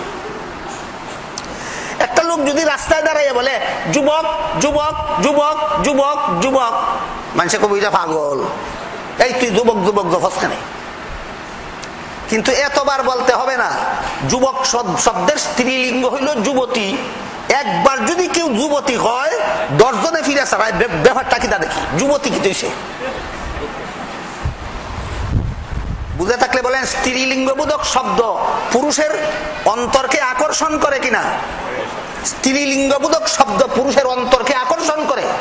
কাজেই স্ত্রীলিঙ্গবোধক শব্দগুলি ব্যবহার করলে অনেক পুরুষ এই শব্দগুলিকে কেন্দ্র করে এই স্ত্রীদেরকে নিয়ে, নারীদেরকে নিয়ে বিভিন্ন রকমের কল্পনা জল্পনা করবে, বিভিন্ন রকমের অপকর্মের কল্পনা জল্পনা করবে। এতেও নারীদের অপমান হয়। নারীদের সেই অপমানের হাত থেকে রক্ষা করার জন্য আমি স্ত্রীলিঙ্গবোধক শব্দ কোরআনে ব্যবহার না করে বিশেষ দরকার না হইলে পুরুষ লিঙ্গবোধক শব্দ ব্যবহার করি। সূরা আহজাবের 35 নম্বর আয়াতের শানে নুজুলের এই ঘটনা বর্তমান দুনিয়ার কোন মুসলমানকে বুঝাইবেন? কোন কোন মুসলমানের সেই সেন্স বাকি আছে, নারীর মর্যাদা আসে কিভাবে আর যায় কিভাবে বোঝার মতো?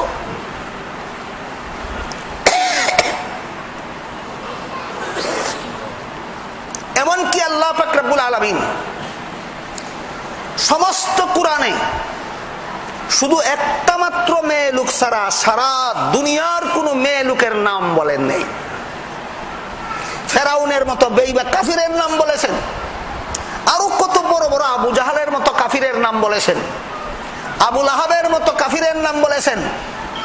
নবী, অনেক নবীর নাম কোরআনে আল্লাহ বলেছেন, অনেক ওলির নাম আল্লাহ কোরআনে বলেছেন। কিন্তু মুহাম্মাদুর রাসূলুল্লাহ সাল্লাল্লাহু আলাইহি ওয়াসাল্লাম সৃষ্টির শ্রেষ্ঠ মহামানব, যার সমান মর্যাদা আল্লাহ দুনিয়ার কাউকে দান করেননি।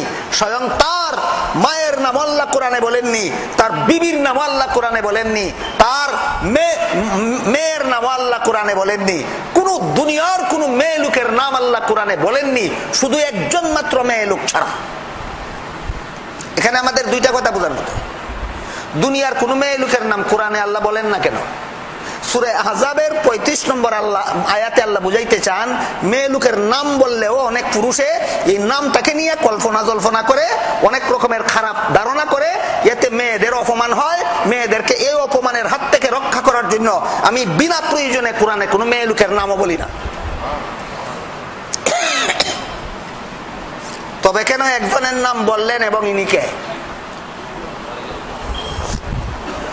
ইনি হইলেন হযরত ঈসা আলাইহিস সালামের মা মরিয়ম। পবিত্র কোরআনের 114 সূরার মধ্যে এক সূরার নামই সূরা মরিয়ম। এই ঈসা আলাইহিস সালামের মা মরিয়মের নামে নামে কোরআনের এক সূরা নাযিল করলেন কেন, এবং এই কোরআনের বিভিন্ন আয়াতে আল্লাহ মরিয়মের নাম বললেন কেন? এটা একটা বিশেষ দরকার। কি সেই বিশেষ দরকার? বিশেষ দরকারটা হলো রাসূল করিম সাল্লাল্লাহু আলাইহি ওয়াসাল্লামের জমানার খ্রিস্টানেরা মরিয়মকে, ঈসা আলাইহিস সালামকে আল্লাহর পুত্র আর ঈসা আলাইহিস সালামের মা মরিয়মকে আল্লাহর স্ত্রী বিশ্বাস করত। আল্লাহ হইলেন পিতা, ঈসা হইলেন পুত্র, আর মরিয়ম ঈসার মা আর আল্লাহর বউ। তারা সমাজের মধ্যে আরেকটা প্রথা ছিল, কোন ভদ্র পুরুষ নিজের স্ত্রীর নাম নিজের মুখে উচ্চারণ করতে পারে না। যে পুরুষে নিজের স্ত্রীর নাম উচ্চারণ করে এ অসভ্য। এটা ছিল তখনকার সমাজের খ্রিস্টানদের ধারণা। এই জন্য আল্লাহ পাক রব্বুল আলামিন কোরআনে মরিয়মের নাম উল্লেখ করে প্রমাণ করেছেন, আমার বউ হইলে তো আমি নাম উচ্চারণ করতাম না তোরার ধারণা মতে, আমি যেহেতু নাম উচ্চারণ করলাম প্রমাণ দিলাম মরিয়ম আমার বউ না।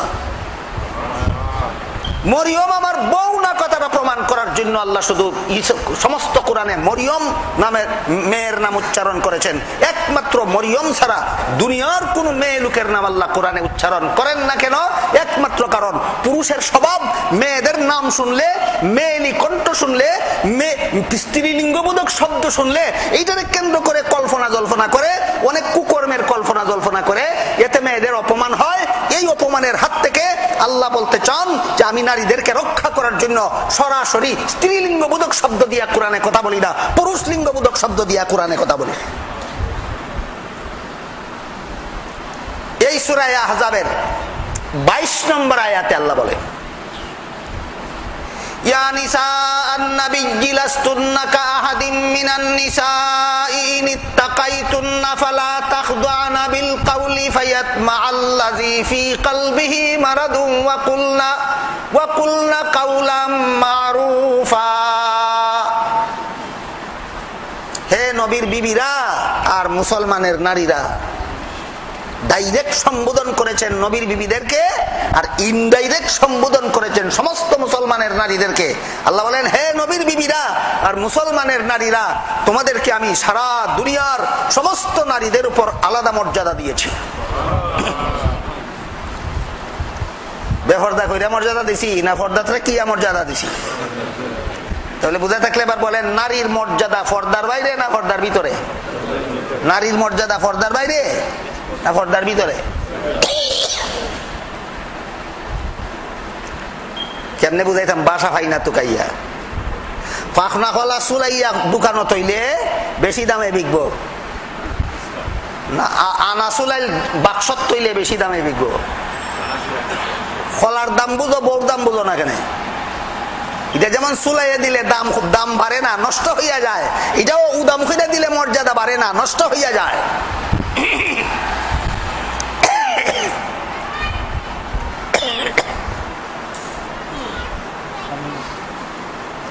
আপনারে আমি একটা কলা দিলাম, এই কলাটা আপনারে সম্মান করার জন্য চামড়া ফালাই চাল ফালাইয়া দিলাম, কিন্তু নিজে কিছু চারটা চুটটা দিলাম। চাটা বুঝুনি? চাটা কলার চাল ফালাইয়া নিজে কিছু চারটিয়া আপনার হাতে দিলাম খাইতা। খাইছি না এক টুকরাও, খালি চারটিয়া দিছি। মর্যাদা হইল না অপমান হইল? এটা কোন যাব? মর্যাদা হইল? অপমান হইল? খাওয়ার যোগ্য রইল না অযোগ্য হইল? হাদিস শরীফে আল্লাহ রাসূল বলেন, যে যুবতী মেয়েরে রাস্তার পুরুষ পালেরা কুনজরে দেখে, এটারে চোখ দিয়া চাটিলায়, যে চাটিলাইছে, এটা আর কোন বালা মানুষের বিবি হওয়ার যোগ্য রইছে না, যা ছাটা মাল, যে জুটা মাল। খারে বুঝাইতা এটা খারে বুঝাইতা। এই জন্য সূরা আহজাবের 32 নম্বর আয়াতে আল্লাহ বলেন, লাস্তুন্না কাআহাদিম মিনান নিসাই ইন ইত্তাকাইতুন্না ফালা তাখদা'না বিল কাওলি ফায়াতমা'আল্লাযী ফী কলবিহি মারাদ ওয়া কুলনা কাওলাম মা'রুফা। হে নবীর বিবিরা আর মুসলমানের নারীরা, ভিন্ন কোন পুরুষের সাথে, ভিন্ন পুরুষ কারে কয় আগে কইছি, ভিন্ন কোন পুরুষের সাথে ফালতু আলাপ নিষিদ্ধ। ফালতু আলাপ নিষিদ্ধ। জরুরি কথা থাকলে বলতে পারো, তাহলে ভিন্ন পুরুষের সাথে ভিন্ন নারী কেমন কথা বলবে এই ব্যাপারেও কোরআনের কোন রুল রেগুলেশন আছে কিনা? ফালতু আলাপ নিষিদ্ধ, জরুরি কথা বলতে পারো। কিন্তু আল্লাহ বলেন, ফালা তাখদা'না বিল কাওল, ভিন্ন পুরুষের সাথে যদি মুসলমানের কোন নারী জরুরি কোন কথা বলে, গলার আওয়াজের মধ্যে রস লাগাইয়া বলতে পারবে না, মধুর কণ্ঠস্বরে বলতে পারবে না, কর্কশ স্বরে বলতে হবে। ভিন্ন পুরুষের সাথে যদি পর্দার আড়ালে তাকিয়াও কথা বলো আর গলার আওয়াজের মধ্যে যদি রস লাগাইয়া কথা বলো, আল্লাহ বলেন তোমার কণ্ঠস্বরের মাধুর্যকে কেন্দ্র করে পর্দার বাইরের থেকে যেই লোকটা তোমার মধুর কণ্ঠস্বর শুনলো, ওই লোকটা তোমার সাথে অপকর্ম করার কল্পনা জল্পনা করিয়া তোমাকে অপমান করে।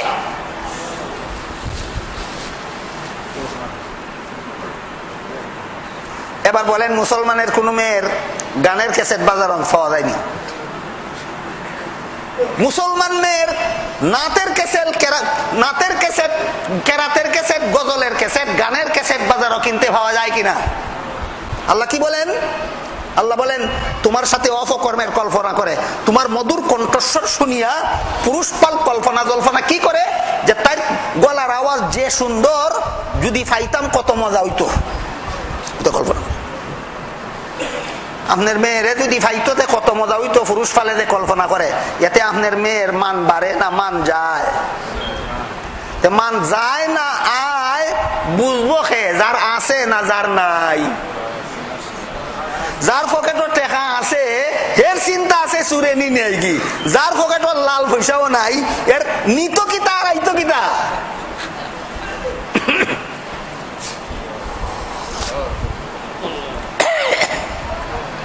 যে সমস্ত পুরুষ নিজেদের মা বোনের মান বুঝে, মান জানে, এদের ভয় আছে আমার মা বোনের মান নি যায়, আমার মা বোনকে গলার মধুস্বরকে কেন্দ্র করিয়া, আমার মা বোনের নামকে কেন্দ্র করিয়া, আমার মা বোনের সুন্দর চেহারাকে দেখিয়া পুরুষ পালে অপকর্মের কল্পনা করলে আমার মা বোনের মান যায়। যে মনে করে মান যায় সে মান রক্ষা করার চেষ্টা করে, যে মান আয় কেমনে যায় কেমনে বুঝে না, এ রক্ষা করার কথাও বুঝে না।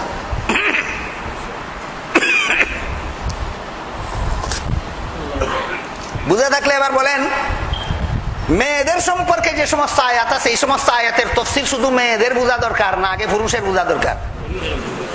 আগে পুরুষের বোঝা দরকার।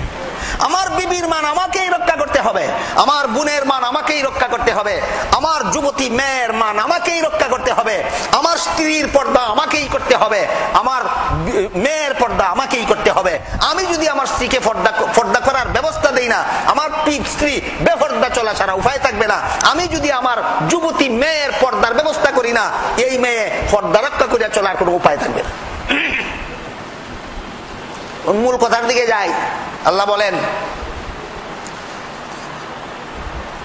মান আমিলা সালিহাম মিন যাকারিন আও উনসা ওয়া হুয়া মুমিনুন ফালানুহইয়ান্নাহু হায়াতান তাইয়্যিবাহ ওয়া লানাজজিয়ান্নাহুম আজরাহুম বিআহসানি মা কানু ইয়ামালুন। কোন মানুষ যদি মুমিন হয়, এই কথার উপর আলোচনা হলো তখন, কোন মানুষ যদি মুমিন হয়। এবার বলেন বুঝে থাকলে মানুষ মুমিন হয় কোরআনের কত কথা বিশ্বাস করলে? আহজাবের 32 নম্বর আয়াত বাদ দিয়া, 33 নম্বর আয়াত বাদ দিয়া, 35 নম্বর আয়াত বাদ দিয়া, শুধু উযু বাদ দিয়া বাকি কাজে নামাজ হয়? রুকু বাদ দিয়া নামাজ হয়? সেজদা বাদ দিয়া নামাজ হয়? হয় না। কোরআন তেলাওয়াত বাদ দিয়া নামাজ হয় না। ঠিক তেমনি ভাবে কোরআনের একটি আয়াত বাদ দিয়া ঈমান হয় না। 4 কাজের দ্বারা জান্নাতের গ্যারান্টি পাওয়া যায়। প্রথম কাজ হইল ঈমান। এতক্ষণ ঈমান সম্পর্কে আলোচনা হলো। এরপরে আল্লাহ বলেন, মান আমিলা সালিহাম মিন যাকারিন আও উনসা ওয়া হুয়া মুমিন। কোন মানুষ মুমিন হওয়ার পরে যদি আমল ভালো করে, আমল ভালো করার কথা কইলে তো আমরা অনেকের ওই যার যার ক্ষেত শ্বাস করবো, ক্ষেত শ্বাস করা বুঝুননি। আমার কথা যদি আমার উপরে পড়ে, এটা হয় নিজের ক্ষেত শ্বাস পড়ছে।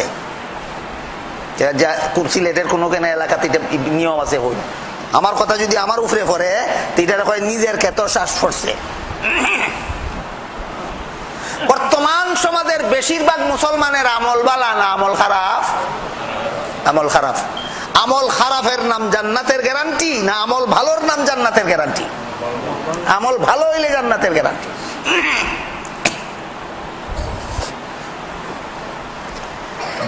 3 নম্বর দায়িত্ব হইল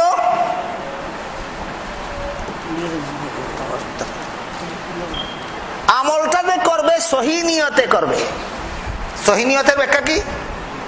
আমি ঈমান এনেছি, আল্লাহর সব কথা বিশ্বাস করেছি, আমি ভালো আমল করতেছি, দুনিয়ার কোনো মানুষের কাছে পুরস্কার পাওয়ার আশায় নয়, একমাত্র আল্লাহকে সন্তুষ্ট করার আশায়। এর নাম সহি নিয়ত। ঈমান আছে, আমলও বালা করে, নিয়ত মানুষে আমারে বালা আমল ওয়ালা কইতো। আল্লাহর রাসূল বলেন তুমি জাহান্নামী। খারাপ আমল করিয়া জাহান্নামী না বালা আমল করিয়া জাহান্নামী? বালা আমল করিয়া জাহান্নামী কেন? নিয়ত বালা না। এই মর্মে একটা হাদিস শুনেন।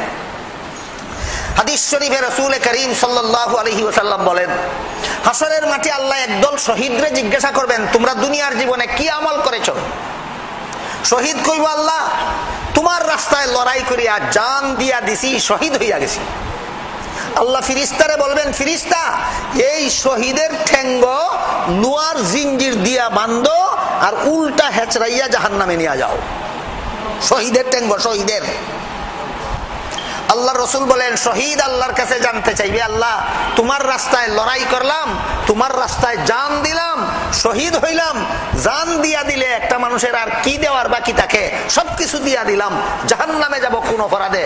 আল্লাহ পাক রব্বুল আলামিন বলবেন, তুমি আমার রাস্তায় লড়াই করছো, এই কথা ঠিক, তুমি জান দিয়া দিছো, এই কথা ঠিক, তুমি শহীদ হইয়া গেছো, এই কথা ঠিক, কিন্তু আমি আল্লাহকে সন্তুষ্ট করার উদ্দেশ্যে নয়, সমাজের মানুষ তোমাকে বীর যোদ্ধা বলার জন্য তুমি শহীদ হয়েছ। তোমার মতো শহীদের পুরস্কার আমি আল্লাহর কাছে জাহান্নাম ছাড়া কিছু নাই। শহীদ জাহান্নামে গেল আমল খারাপ হওয়ার কারণে না নিয়ত খারাপ? তারপর আল্লাহ রসুল বলেন, একদল দান খয়রাত করেনেওয়ালাদেরকে আল্লাহ হাসরের মাঠে জিজ্ঞাসা করবেন, তোমরা কি করেছো? বলবে, আল্লাহ লক্ষ লক্ষ কোটি কোটি টাকা তোমার রাস্তায় খরচ করেছি। দানবীর। আল্লাহ ফিরিস্তাকে ওই আগের মতো বলবেন, ফিরিস্তা এই দানবীরের পায়ে লোহার জিঞ্জির দিয়া বান্ধো আর উল্টা হেসরাইয়া জাহান্নামে নিয়ে যাও। দানবীর জিজ্ঞাসা করবে, আল্লাহ আমার অপরাধ কি? আল্লাহ বলবেন, তুমি লক্ষ লক্ষ কোটি কোটি টাকা মসজিদ, মাদ্রাসা, দিনের কাজ, সমাজের খেদমতে ব্যয় করেছ, ঠিক কথা, কিন্তু তোমার উদ্দেশ্য আমি আল্লাহকে সন্তুষ্ট করা নয়, তোমার উদ্দেশ্য সমাজের মারহাবা, ধন্যবাদ পাওয়া। কাজে তোমার উদ্দেশ্য যা পাওয়ার তুমি পাইয়ে ফেলছো। আমি আল্লাহর কাছে তোমার মতো দানবীরের পুরস্কার জাহান্নামের আগুন ছাড়া কিছু নাই। তারপরে হাদিসের শেষের অংশে আল্লাহ রাসূল বলেন, হাসরের মাঠে আল্লাহ একদল আলিমকে জিজ্ঞাসা করবেন, তোমরা কি আমল করেছো? এখন পড়বনি নিজের ক্ষেত শ্বাস, আগে বুঝছেন না, নিজের ক্ষেত শ্বাস পর আগারে কয়। হাসরের মাঠে আল্লাহ একদল আলিমকে জিজ্ঞাসা করবেন, তোমরা দুনিয়াতে কি আমল করেছো? কইব, আল্লাহ সারা জীবন ভর তোমার বন্দারে তোমার কথা বুঝাইছি, তোমার বন্দারে তোমার কথা বুঝাইছি, তোমার পথে দাওয়াত। আল্লাহ ফিরিস্তাকে বলবেন, ফিরিস্তা এই আলিমের ঠেঙ্গ লোহার জিঞ্জির দিয়ে বান্ধো আর উল্টা হেসরাইয়া জাহান্নামে নিয়ে যাও। আলিম আল্লাহর কাছে জিজ্ঞাসা করবেন, আল্লাহ আমার কি অপরাধ? তোমার বাণী প্রচার করলাম সারা জীবন তোমার বন্দার কাছে, আমি জাহান্নামে যাব কোন অপরাধের কারণে? আল্লাহ পাক রব্বুল আলামিন বলবেন, তুমি আমার বাণী প্রচার করেছো আমার বন্দাদের কাছে, এই কথাটা ঠিক, কিন্তু আমি আল্লাহকে সন্তুষ্ট করার জন্য নয়, সমাজের মানুষকে তোমার ভক্ত বানাইবার জন্য। সমাজের মানুষ তোমার ভক্ত হইয়া থাকতো আর সমাজের মানুষ তোমারে বড় হুজুর মনে করতো, সমাজের মানুষ তোমারে সবচেয়ে বড় আলিম মনে করতো। এইভাবে সমাজের মানুষকে ভক্ত বানাইবার জন্য তুমি আমার কথার দাওয়াত দিয়েছো, আমি আল্লাহকে সন্তুষ্ট করার জন্য নয়। সুতরাং তোমার মতো আলিমের পুরস্কার আমার কাছে জাহান্নামের আগুন ছাড়া কিছু নাই। এই জন্য হাদিস শরীফে আল্লাহ রাসূল বলেন, লা ইয়াক্তাসু ইল্লা আমিরুন আও মামুরুন আও মুখতাল। ওয়াজ করে তিন দলে। আল্লাহ রাসূল বলেন, ওয়াজ করে তিন দলে। একদল ইসলামী রাষ্ট্রের সরকার, আর ইসলামী রাষ্ট্র না থাকলে হক্কানি উলামায়ে কেরাম। ওই ইসলামী রাষ্ট্রের সরকারের পরিবর্তে, ইসলামী রাষ্ট্রের সরকারের পরিবর্তে যদি ইসলামী রাষ্ট্র না থাকে, হক্কানি উলামায়ে কেরাম ওই ইসলামী রাষ্ট্রের সরকারের স্থলাভিষিক্ত একদল, হয়তো ইসলামী রাষ্ট্রের সরকার আর না হয় হক্কানি উলামায়ে কেরাম। দুই নম্বর দল, ইসলামী রাষ্ট্রের সরকারের অনুমোদিত অথবা হক্কানি উলামায়ে কেরামের সমর্থিত ব্যক্তি যদি ওয়াজ করে, এই দুই দলের ওয়াজ ঠিক আছে। তিন নম্বর আল্লাহ রাসূল বলেন, তিন নম্বর ব্যক্তি যারা ওয়াজ করে এরা মুখতাল, মানুষকে জাহান্নাম থেকে বাঁচাবার মতো দরদ মাখা অন্তর নিয়ে নয়, মানুষকে জান্নাতের পথ দেখাবার জন্য নয়, মানুষকে নিজের ভক্ত বানানোর জন্য যত কথা যেভাবে বললে মানুষ আমার ভক্ত হবে, যে কথা বললে বেনমাজির বিরুদ্ধে যাবে না, যে কথা বললে বেরোজাদারের বিরুদ্ধে যাবে না, যে কথা বললে বেপরদার বিরুদ্ধে যাবে না, যে কথা বললে সুদখোরের বিরুদ্ধে যাবে না, ঘুষখোরের বিরুদ্ধে যাবে না, মদখোরের বিরুদ্ধে যাবে না, গাঞ্জাখোরের বিরুদ্ধে যাবে না, কারো বিরুদ্ধে যাবে না, যে কথা বললে কারো গায়ে জ্বলবে না, এমন এমন মিঠা কথা কইব, সুদখোরেরও মিঠা ওই লাগে, ঘুষখোরেরও মজা ওই লাগে, বেনমাজিরও মজা ওই লাগে, বেরোজাদারেরও মজা ওই লাগে, বেপরদারও মজা ওই লাগে, দাইয়ুসেরও মজা ওই লাগে, সকলের মজা লাগে, এমন মজার কথা হইয়া যাইব কি কার বিরুদ্ধে যায় এমন কথা বলবে না। কেন এমন ওয়াজ করে? কয় মানুষের জাহান্নাম থেকে বাঁচাবার জন্য নয়, জনপ্রিয় হওয়ার জন্য। হাদিস শরীফে রাসূল করিম সাল্লাল্লাহু আলাইহি ওয়াসাল্লাম বলেন, ওয়াজ করে তিন দল, হয়তো ইসলামী রাষ্ট্রের সরকার, আর না হয় হক্কানি উলামায়ে কেরাম, আর না হয় তাদের সমর্থিত। এই দুই দলের ওয়াজ করা সঠিক। আর যারা ওয়াজ করে মানুষকে জাহান্নাম থেকে বাঁচাবার পথ দেখানোর জন্য নয়, মানুষকে জান্নাতের পথ দেখানোর জন্য নয়, মানুষকে নিজের ভক্ত বানাইয়া রাখার জন্য যারা ওয়াজ করে, এদেরকেই হাসরের মাঠে আল্লাহ বলবেন, ফেরেশতা এই ওয়াইজের ঠ্যাঙ্গ লোহার জিনজির দিয়ে বাঁধো, আর এই ওয়াইজরে উল্টা হেসরাইয়া জাহান্নামে নিয়ে যাও। আরেক হাদিসে আল্লাহ রাসূল বলেন, জাহান্নামীরা জাহান্নামের ভিতরে যাওয়ার পরে একদল জাহান্নামীর চিৎকারের কারণে সমস্ত জাহান্নামীরা অস্থির হয়ে যাবে। এই লোকটার কি হইলো, এত চিৎকার দেয় কেন? জাহান্নামীরা বীর করবো তারা দেখার জন্য। আইসা দেখবে যে তার পেটের ভিতরের নারী বুড়ি পায়খানার রাস্তা দিয়ে বাহির হইয়া গেছে, আর এইগুলির চতুর্দিক দিয়ে সে পাগলের মতো চক্কর দিতেছে, আর যন্ত্রণায় ছটফট ছটফট করতে করতে চিৎকার দিতেছে। দেখা মাত্র জাহান্নামীরা তারা চিনি লাইব। আল্লাহ রাসূল বলেন, জাহান্নামীরা তারা চিনবো লোকটাকে, এই তাই দেখি সারা জীবন আমরা ওয়াজ করছিলা, তাই নির্দোষা কিতা লোকটাকে অচিনা না সমাজের লোকের চিনা? কে? ইনি একজন ওয়াইজ, যিনি সারা জীবন বড় মানুষকে ওয়াজ করেছে। তখন জাহান্নামীরা তারা জিজ্ঞেস করবে, এই মিয়া তুমি সারা জীবন আমরা রে ওয়াজ করছো, তোমার এই দুর্দশা কেন আজকে জাহান্নামে? তখন কইব, তোমরা রে ওয়াজ করছিলাম তোমরা রে জাহান্নাম থেকে বাঁচানির লাগি নাই, তোমরা রে ওয়াজ করছিলাম আমার বক্তব্য বানানির লাগি। আসলে আমলের কোনো ওয়াজ তোমরা রে করছি না, খারাপ আমল ছাড়ো, ভালো আমল করো, এগুলি কইছি না। কইছি যা কইছি তোমরা রে আমার বক্তব্য বানাই দাম কইছি। একদল শহীদ জাহান্নামে গেল, একদল দানবীর জাহান্নামে গেল, একদল ওয়াইজ আলিম জাহান্নামে গেল। ইমানের অভাবে না নেক আমলের অভাবে না সহি নিয়তের অভাবে? সহি নিয়তের অভাবে। চার কাজের দ্বারা জান্নাতের গ্যারান্টি পাওয়া যায়। 1 নম্বর ইমান, 2 নম্বর নেক আমল, 3 নম্বর সহি নিয়ত, 4 নম্বর নবীর তরিকা। নবীর তরিকা কি? নবীর শিক্ষা দেওয়া নিয়ম। নবী যে আমলের নিয়ম যেভাবে শিক্ষা দিয়েছেন সেই আমল সেইভাবে করা, এটার নাম হলো নবীর তরিকা। নবী করিম সাল্লাল্লাহু আলাইহি ওয়াসাল্লাম পুরুষদের জন্য নামাজ পড়ার আলাদা নিয়ম শিক্ষা দিয়েছেন, নারীদের জন্য নামাজ পড়ার আলাদা নিয়ম শিক্ষা দিয়েছেন। নারী পুরুষের নামাজের নিয়ম একরকম নয়, ভিন্ন ভিন্ন। এর মধ্যে একটা মশলা মনে হয় আপনারাও জানা আছে। বলেন তো, পুরুষের জন্য নামাজে কতটুকু ঢাকিয়ে রাখা ফরজ শরীরের? নাভির থেকে হাঁটু পর্যন্ত। মেয়ে লোকেরও নাভির থেকে হাঁটু পর্যন্ত ঢাকিয়ে রাখা ফরজ না 3 অঙ্গ ছাড়া সমস্ত শরীর? তাহলে নারীর নামাজের নিয়ম আর পুরুষের নামাজের নিয়ম একরকম না ভিন্ন ভিন্ন? ভিন্ন ভিন্ন। দুঃখের ব্যাপার, দীর্ঘদিন পর্যন্ত ভিন্ন সমাজের লোক নারী পুরুষ সমান কইত, বর্তমানে কিছু আলেমও নারী পুরুষ সমান কয়। নারী পুরুষের নামাজে কোনো বেশ কম নাই, নারী পুরুষের নামাজে বলে কোনো বেশ কম নাই। প্রথম নম্বর বেশ কম সব মুসলমানে জানে, পুরুষের নামাজে নাভির থেকে হাঁটু পর্যন্ত ঢেকে রাখা ফরজ, বাকি শরীর ঢাকিয়ে রাখা ফরজ নয়, সুন্নত। সুন্নত লঙ্ঘন করলে সওয়াব নষ্ট হয়, ভিন্ন কথা, কিন্তু ফরজ লঙ্ঘন করলে নামাজই হয় না। নারী যদি পুরুষের মতো নাভির থেকে হাঁটু পর্যন্ত ঢাকিয়ে নামাজ পড়ে, তার নামাজই হবে না। নারীর 3 অঙ্গ ছাড়া সমস্ত শরীর ঢাকিয়ে নামাজ পড়তে হবে। এই উদাহরণ, একটা মাত্র উদাহরণ যথেষ্ট। নারী পুরুষের নামাজের মধ্যে নবীর তরিকা একরকম না, ভিন্ন ভিন্ন, ভিন্ন ভিন্ন। এই জন্য হাদিস শরীফে হযরত রাসূল করিম সাল্লাল্লাহু আলাইহি ওয়াসাল্লাম বলেন, খায়রু মাসাজিদিন নিসাই কারু বুয়ুতিহিন, নারীদের উত্তম মসজিদ তাদের ঘরের কোণা। নারীদের উত্তম মসজিদ তাদের ঘরের কোণা। এই জন্য নারীরা এতেকাফ করে এই কেন না ঘরের কোণা। যার যার এতেকাফ যার যার মসজিদ, যার যার এতেকাফ যার যার মসজিদ। মসজিদ নামে যে ঘর নির্মাণ করা হয়, যে পুরুষের মসজিদ, যে পুরুষের নামাজ পড়ার জায়গা, যে পুরুষ এতেকাফ করবে, এখানে বসবাসের জন্য যে ঘর নির্মাণ করা হয়, ওই ঘরের একটা এক সাইডে একটা নির্ধারিত জায়গা, ওইটা নারীদের মসজিদ।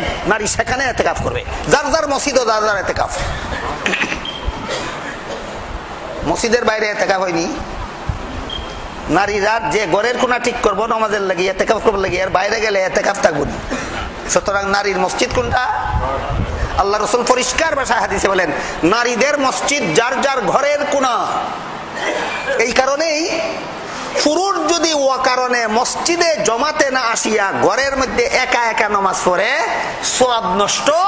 আর নারীও যদি ঘরের কোণা সারিয়া মসজিদে গিয়া জমাতে নামাজ পড়ে, তারও সওয়াব নষ্ট।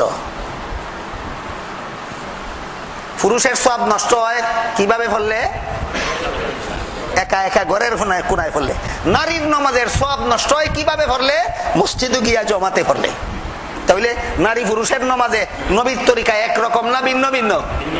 ভিন্ন ভিন্ন। পুরুষ যদি মসজিদে না গিয়া ঘরের কোণায় নামাজ পড়ে, আখিরাতের কিছু ক্ষতি হইল, সব কম পাইল, কিন্তু দুনিয়ার কিছু লাভ আছে। কিরকম?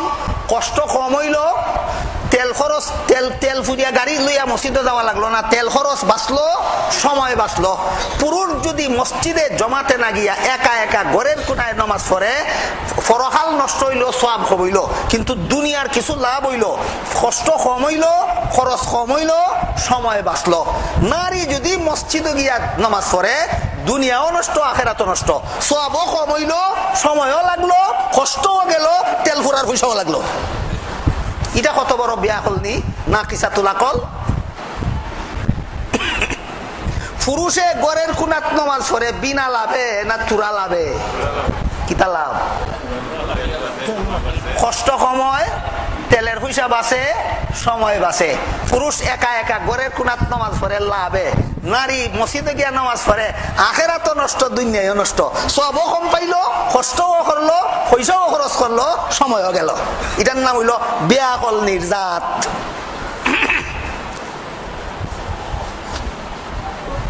এক হাদিসে উল্লেখ আছে, হযরত রাসূল করিম সাল্লাল্লাহু আলাইহি ওয়াসাল্লাম বলেন, হে পুরুষেরা, তোমাদের নারীরা যদি মসজিদে গিয়া জমাতের নামাজে শামিল হইতে চায়, বাধা দিও না। ওখান পাওয়া গেল নি পারমিশন? এটা বুঝুন চাবো, পারমিশন পাওয়া গেল নি?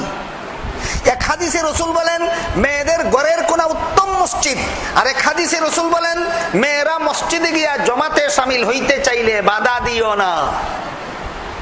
বাধা দিও না হাদিসের দ্বারা কি থাকল? নিষিদ্ধতা প্রমাণ হইল না পারমিশন পাওয়া গেল?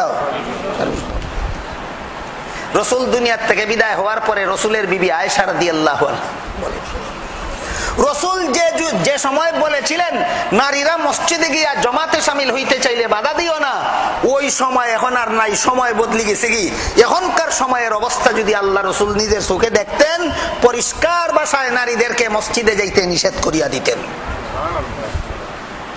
যে হাদিসের দ্বারা পারমিশন পাওয়া গেল, এই হাদিসের পারমিশনের মেয়াদ চিরস্থায়ী না ক্ষণস্থায়ী, এটা আমরা রাসূল দুনিয়ার থেকে বিদায় হওয়ার ১৫০০ বছর পরে যারা দুনিয়াতে বেশি আসলাম, আমরা বেশি বুঝলাম না নবীর বিবি আয়েশা বেশি বুঝছিলেন? নবীর বিবি আয়েশার জমানায় আর নবীর জমানায় ১০০ বছরের ব্যবধান না ২০০ বছরের ব্যবধান? ২০০ বছরের ব্যবধান।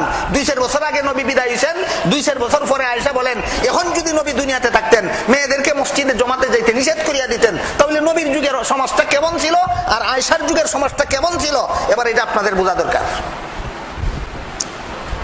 এক বেটা নয়া মুসলমান হয়েছে, মুসলমান হইয়া ইয়া রসুলের দরবারে হয়, হুজুর আমি মুসলমান হইলাম, কলেমা পড়লাম, ইসলাম গ্রহণ করলাম, সারা জীবন যত গুনাহ করছি সব গুনাহ সারিয়া দিলাম তওবা করিয়া, আর কোনো গুনাহ করব না, একটা গুনাহ করতে হবে ভবিষ্যতেও।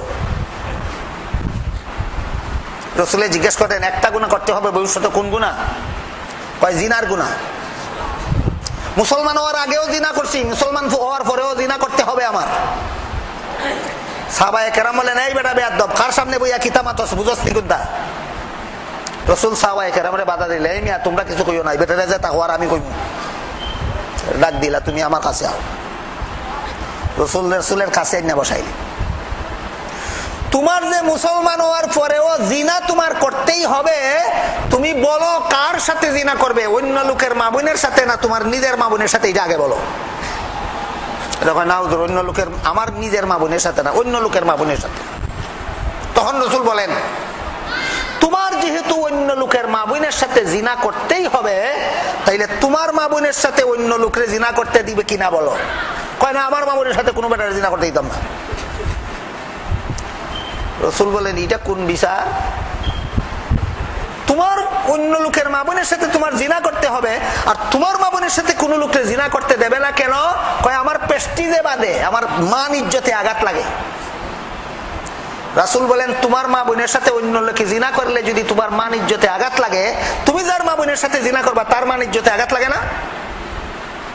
তখন এটা তো ঠিক হই বলে, এটা ঠিক হইয়া থাকলে তুই কোন বিবেকে কইলে তোর জিনা করা লাগবো? হয় না হুজুর, আগে বুঝিয়া খুঁজি না, ওখানে আপনার কথাই বুঝলাম, জিনাও করতাম না। ইনি পরবর্তীকালে বলেন, রাসূল যেদিন আমাকে এই কথা বুঝাইছিলেন যে অন্য লোকের মা বোনের সাথে জিনা করলে তার মান ইজ্জতে আঘাত হয়, ওই দিন থেকে আমি বুঝেছি যে কোন মেয়ে লোকের সাথে জিনা করলে যেমন তার মান ইজ্জতে আঘাত হয়, কোন মেয়ে লোকের, কোন পুরুষ লোকের মা বোনের চেহারার দিকে বেপরদা অবস্থায় তার দিকে কোন নজরে চাইলেও তার মান ইজ্জতে আঘাত হয়। সুতরাং রাসূল এই কথা বলার পর থেকে আমি জিন্দেগিতে কোনোদিন কোন মেয়ে লোকের দিকে কোন নজরে তাকাইছি না।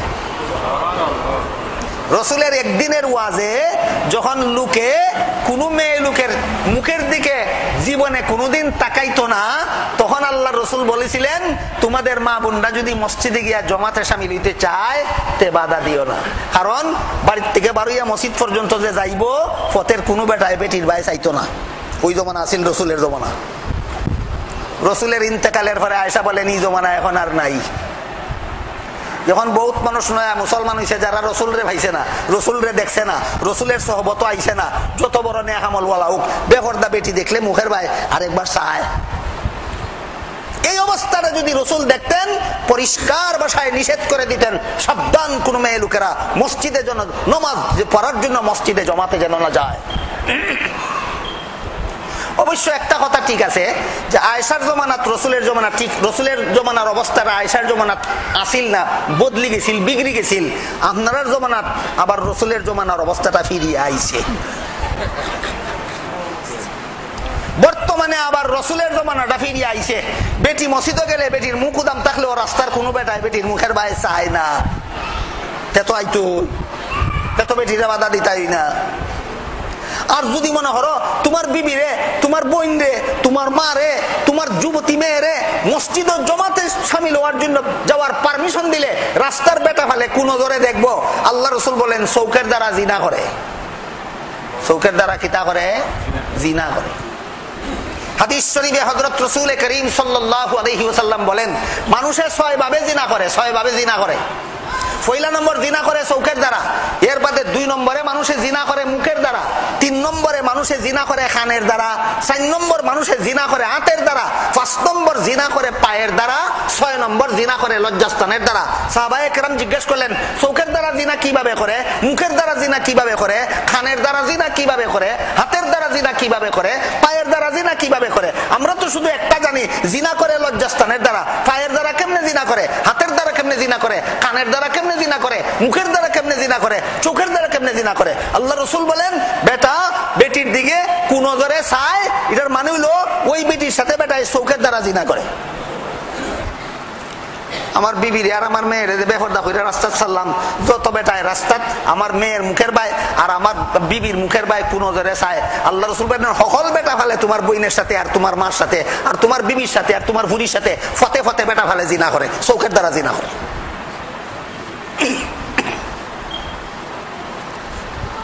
বেটায় কইছিল, কি কাম করলাম রে ভাই, গাজীর গীত গাইয়া 12 আনা রুজি করলাম 1.5 টাকা খাইয়া। রুজি করলো কত? 12 আনার খানি খরচ কত? 1.5 টাকা, লাভ কত? লোকরে মসজিদে জমাতো ফাটানির অবস্থায় যাই, কি কাম করলাম রে ভাই, গাজির গীত গাইয়া 12 আনা রুজি করলাম 1.5 টাকা খাইয়া। সব কমলো, সময় নষ্ট হইল, তেল খরচের পয়সাও গেল, অতিরিক্ত কিছু কষ্ট হইল, আর বেটা ফালে চৌকের জিনাও হলো। কি পরিমাণ লাভ! এবার তো 12 আনা রুজি করছিল 1.5 টাকা খাইয়া, আমার তো আনা রুজি ওই 3 টাকা খরচ। বেটা তো 12 আনা রুজি করছিল 1.5 টাকা খাইয়া, আমি রুজি হইছে না আনা রুজি ওই 1.5 টাকা খরচ না 3 টাকা খরচ। এই বিবেকের অবস্থায় আমরা বর্তমান দুনিয়াতে আছি। কি কারণে? আমরা বুঝতে রাজি না। ইয়াদ আছে নি মূল কথা? কত খামের দ্বারা জান্নাতের গ্যারান্টি? 1 নম্বর ইমান, 2 নম্বর নেক আমল, 3 নম্বর সহি নিয়ত, আর 4 নম্বর মন গড়া তরিকা। ইমান, আমল, সহি নিয়ত, মন গড়া তরিকা। ইমান, আমল, সহি নিয়ত, মন গড়া তরিকা। কত নম্বর কোনটা ভুল হইছে? আমার কত নম্বরটা ভুল হইছে? দেখো আপনারা কত নম্বরটা সংশোধন কেমনে হইতো? ইমান, আমল, সহি নিয়ত, মন গড়া তরিকা নয়, নবীর তরিকা। পুরুষের নামাজের জন্য নবীর তরিকা আলাদা, মেয়ে লোকের নামাজের জন্য নবীর তরিকা আলাদা। কথা বুঝলেন কিনা দেখেন, বুঝলেন কিনা দেখেন। সুতরাং এই 4 কাজ যারা করবে, আল্লাহ পাক রব্বুল আলামিন বলেন, ওমান আরাদাল আখিরাতা ওয়া সাআলাহা সাইয়াহা ওয়া হুয়া মুমিনুন ফাউলাইকা কানা সাইয়ুহুম মাশকুরা। যারা ঈমান আনবে, নেক আমল করবে, সহি নিয়তে করবে, নবীর তরিকা মতে করবে। ওই আয়াত যে আয়াত তিলাওয়াত করেছিলাম, সেই আয়াতে আল্লাহ বলেন, মিন যাকারিন আও উনসা। এই 4 কাজ যারা করবে, এরা পুরুষ হইলেও জান্নাতের গ্যারান্টি পাবে, নারী হইলেও জান্নাতের গ্যারান্টি পাবে। ফালানুহইয়ান্নাহু হায়াতান তাইয়িবাতান ওয়ালা নুজজিয়ান্নাহুম আজরাহুম বিআহসানি মা কানু ইয়ামালুন। এদেরকে, এই 4 কাজ করনেওয়ালা পুরুষদেরকে, 4 কাজ করনেওয়ালা নারীদেরকে আমি আল্লাহ পবিত্র জীবন দান করব, দুনিয়াতেও আখিরাতেও। 4 কাজ করনেওয়ালা পুরুষদেরকে আল্লাহ পবিত্র জীবন দান করবেন, 4 কাজ করনেওয়ালা নারীদেরকে আল্লাহ পবিত্র জীবন দান করবেন, দুনিয়াতেও আখিরাতেও। পবিত্র জীবনের ব্যাখ্যা আলোচনা করার টাইম এখানে নাই। দুনিয়ার জীবনের পবিত্র জীবন সম্পর্কে সামান্য একটু আবার দিচ্ছে, আধা মিনিটে শুনেন।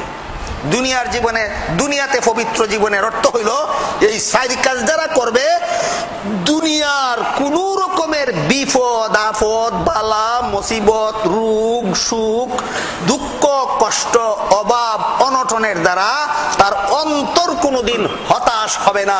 জান্নাতের সুসংবাদে সদা সর্বদা তার অন্তরটা সান্ত্বনায় ভরপুর থাকে। দুনিয়াতে পবিত্র জীবন।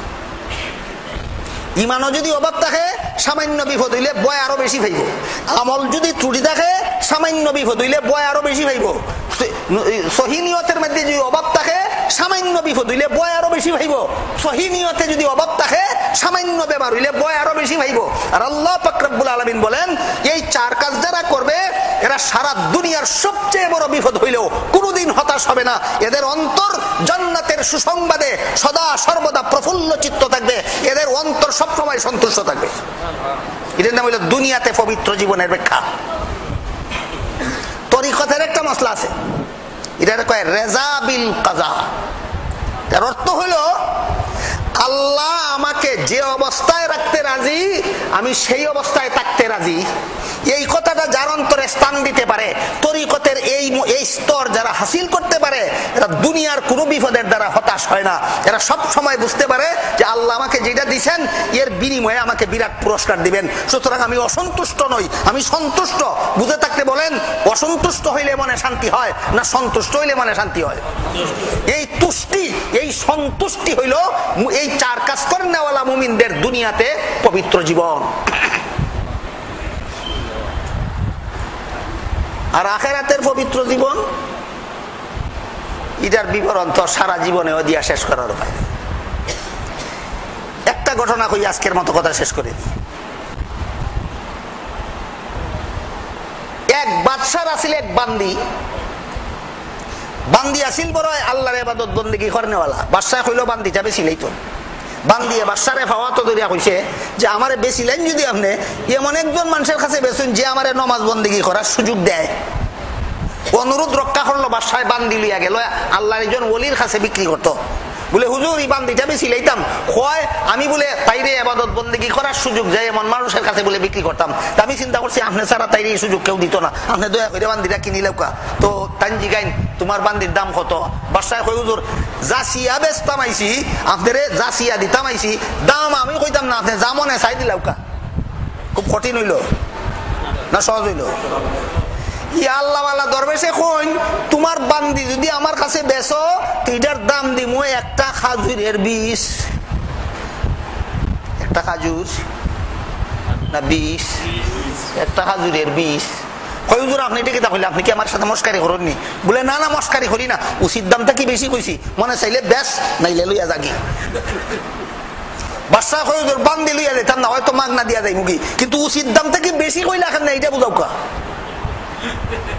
তখন দরবেশে কয় হাদিস শরীফে হযরত রাসূল করিম সাল্লাল্লাহু আলাইহি ওয়াসাল্লাম বলেন মান সামা রমাদানা ফি ইনসাতিন ওয়া সুকুতিন ওয়া যিকরিল্লাহি তাআলা ওয়া আহাল্লা হালালাহু ওয়া হাররামা হারামাহু বানাল্লাহু লাহু বাইতান ফিল জান্নাতি ইলা আখিরিল হাদিস। আল্লাহ রাসূল বলেন যে ব্যক্তি আল্লাহর রাস্তায় রোজা রাখে, সব রকমের বাজে কথা ছাড়িয়া দিয়া আল্লাহর ইবাদত বন্দেগী করে, আর এই রোজাদারে যদি তাসবিহ পড়ে সুবহানাল্লাহ সুবহানাল্লাহ পড়ে, তার একটা সুবহানাল্লাহ পড়ার বদলা আল্লাহ তার জন্য বেহেশতে একটা স্বর্ণের ঘর তৈরি করেন এবং সেই ঘরের মধ্যে এমন একজন হুরি তৈরি করেন তার বিবি হিসাবে, যার মুখের তুতুর মধ্যে মেশকে আম্বরের সুগন্ধ, যার শরীরের ঘামের মধ্যে মেশকে আম্বরের সুগন্ধ, যার পেটের ভিতরে পেশাবও নাই পায়খানাও নাই, যার দুর্গন্ধযুক্ত ঘাম বাহির হয় না, এইরকম পবিত্র একটা বিবি, এইরকম একটা পবিত্র নারী আমি বেহেশতের মধ্যে পাই, স্বর্ণের একটা ঘর পাই। একবার সুবহানাল্লাহ কইলে, একবার সুবহানাল্লাহ কইতে আমার এত পরিশ্রম লাগবে না, তোর লাগে একটা খাজুরের বীজ জোগাড় করতে তত পরিশ্রম লাগবে। বুঝে থাকলে বলেন বেহেশতের বিবিরাও পবিত্র না পবিত্র? আর দুনিয়ার বেটিন তিনটা নাফাকের গাঠটি ফেটের ভিতরে, একটা পায়খানার গাঠটি তাই ফেটের ভিতরে, একটা পেশাবের গাঠটি তাই ফেটের ভিতরে, একটা ফসা রক্তের গাঠটি তাই ফেটের ভিতরে, মুখের থুথুর মধ্যে দুর্গন্ধ, শরীরের গামের মধ্যে দুর্গন্ধ। ইটার লাগি পাগল হইয়া না আছে নমাজ, না আছে রোজা, না আছে ইবাদত, না আছে বন্দেগী, পবিত্র জিন্দেগি বাদ দিয়া নাপাক জিন্দেগি লইয়া বর্তমান দুনিয়ার মুসলমান পাগল। আর আল্লাহ বলেন সাইর কাম করো, দুনিয়াতেও ভাই পবিত্র জিন্দেগি, আখিরাতেও ভাই পবিত্র জিন্দেগি। আল্লাহ আপনাদের আমাদের সবাইকে দুনিয়া আখিরাতে পবিত্র জিন্দেগি হাসিল করার তৌফিক দান করুন। সবাই বলুন আমিন। সুবহান রাব্বিকা রাব্বিল ইজ্জাতি আম্মা ইয়াসিফুনা ওয়া সালামুন আলাল মুরসালিন আলহামদুলিল্লাহি রাব্বিল আলামিন ওয়া সাল্লাল্লাহু তাআলা আলা খাইরি খালকিহি মুহাম্মাদি ওয়া আলিহি ওয়া আসহাবিহি আজমাইন। ওরে রে, আরে এখন কথা রইছে বাকি, আমি ফৌরি লিখলাম। আজান হইব সময় মতো ইনশাআল্লাহ নামাজ হইব কয়েক মিনিটের মধ্যে। এই সব কথা আপনার আর জানার বুঝার হুনার দরকার নেই, না দরকার নাই। খে জানাইবা খে বুঝাইবা যে না আলিম না হেন না, যে না আলিম হেন। আলিম তা আলিম তৈয়ার হইন কই মাদ্রাসাত। আপনার বাচ্চা দিলে না না দিলে দিলে বাচ্চা মাদ্রাসাত দিলে আলিম তৈয়ার হওয়ার ব্যবস্থা করলা, বাচ্চারে ফরানির লাগি যে খরচ লাগবো, মাদ্রাসার খরচ বহন করার লাগি এটা তো সহযোগিতা করা লাগবো। আপনারা কেন আপনার বাচ্চা নিয়ে যাতে জাহান্নামে নিয়ে যাইতে না পারে, যাতে আপনার বাচ্চা নিয়ে জাহান্নাম থেকে রক্ষা করা যায়, আর গোটা সমাজরে জাহান্নাম থেকে রক্ষা করার জন্য একদল আলিম যাতে আপনাদের মধ্যে তৈয়ার হয়। বাংলাদেশ থেকে, পাকিস্তান থেকে, ভারত থেকে কর্জ করিয়া আলিম কতদিন আনতে চাই। আমরা তো চাই আপনার আলিমে আপনার কাম করতে আমরা না আইলে যাতে চলে। এটা আমার মনের কথাটা কইলাম। মনে করেন না যেন আমার স্বার্থে আই আপনারা স্বার্থে, মনের সাথে হাজারবার বোঝাপড়া করি। কিতার লাগি যাও এই বদ্দিন পরিবেশে তারা আছে, বেপরদা পরিবেশে তারা আছে, নাফাক পরিবেশে তারা আছে, গান্দা পরিবেশে তারা আছে। যদি মাঝে মাঝে আলিম উলামার আনাগুনা হয়, আলিম উলামার সংস্রব হয়, কোরআন হাদিসের কিছু কথা শুনে চেষ্টা করবে জাহান্নাম থেকে বাঁচার, চেষ্টা করবে জান্নাতে যাওয়ার, ওই পথ দেখাবার স্বার্থে আসি। সুতরাং কর্জা করা আলিম দিয়া আপনারা জাহান্নাম থেকে বাঁচার পথ দেখা সহজ।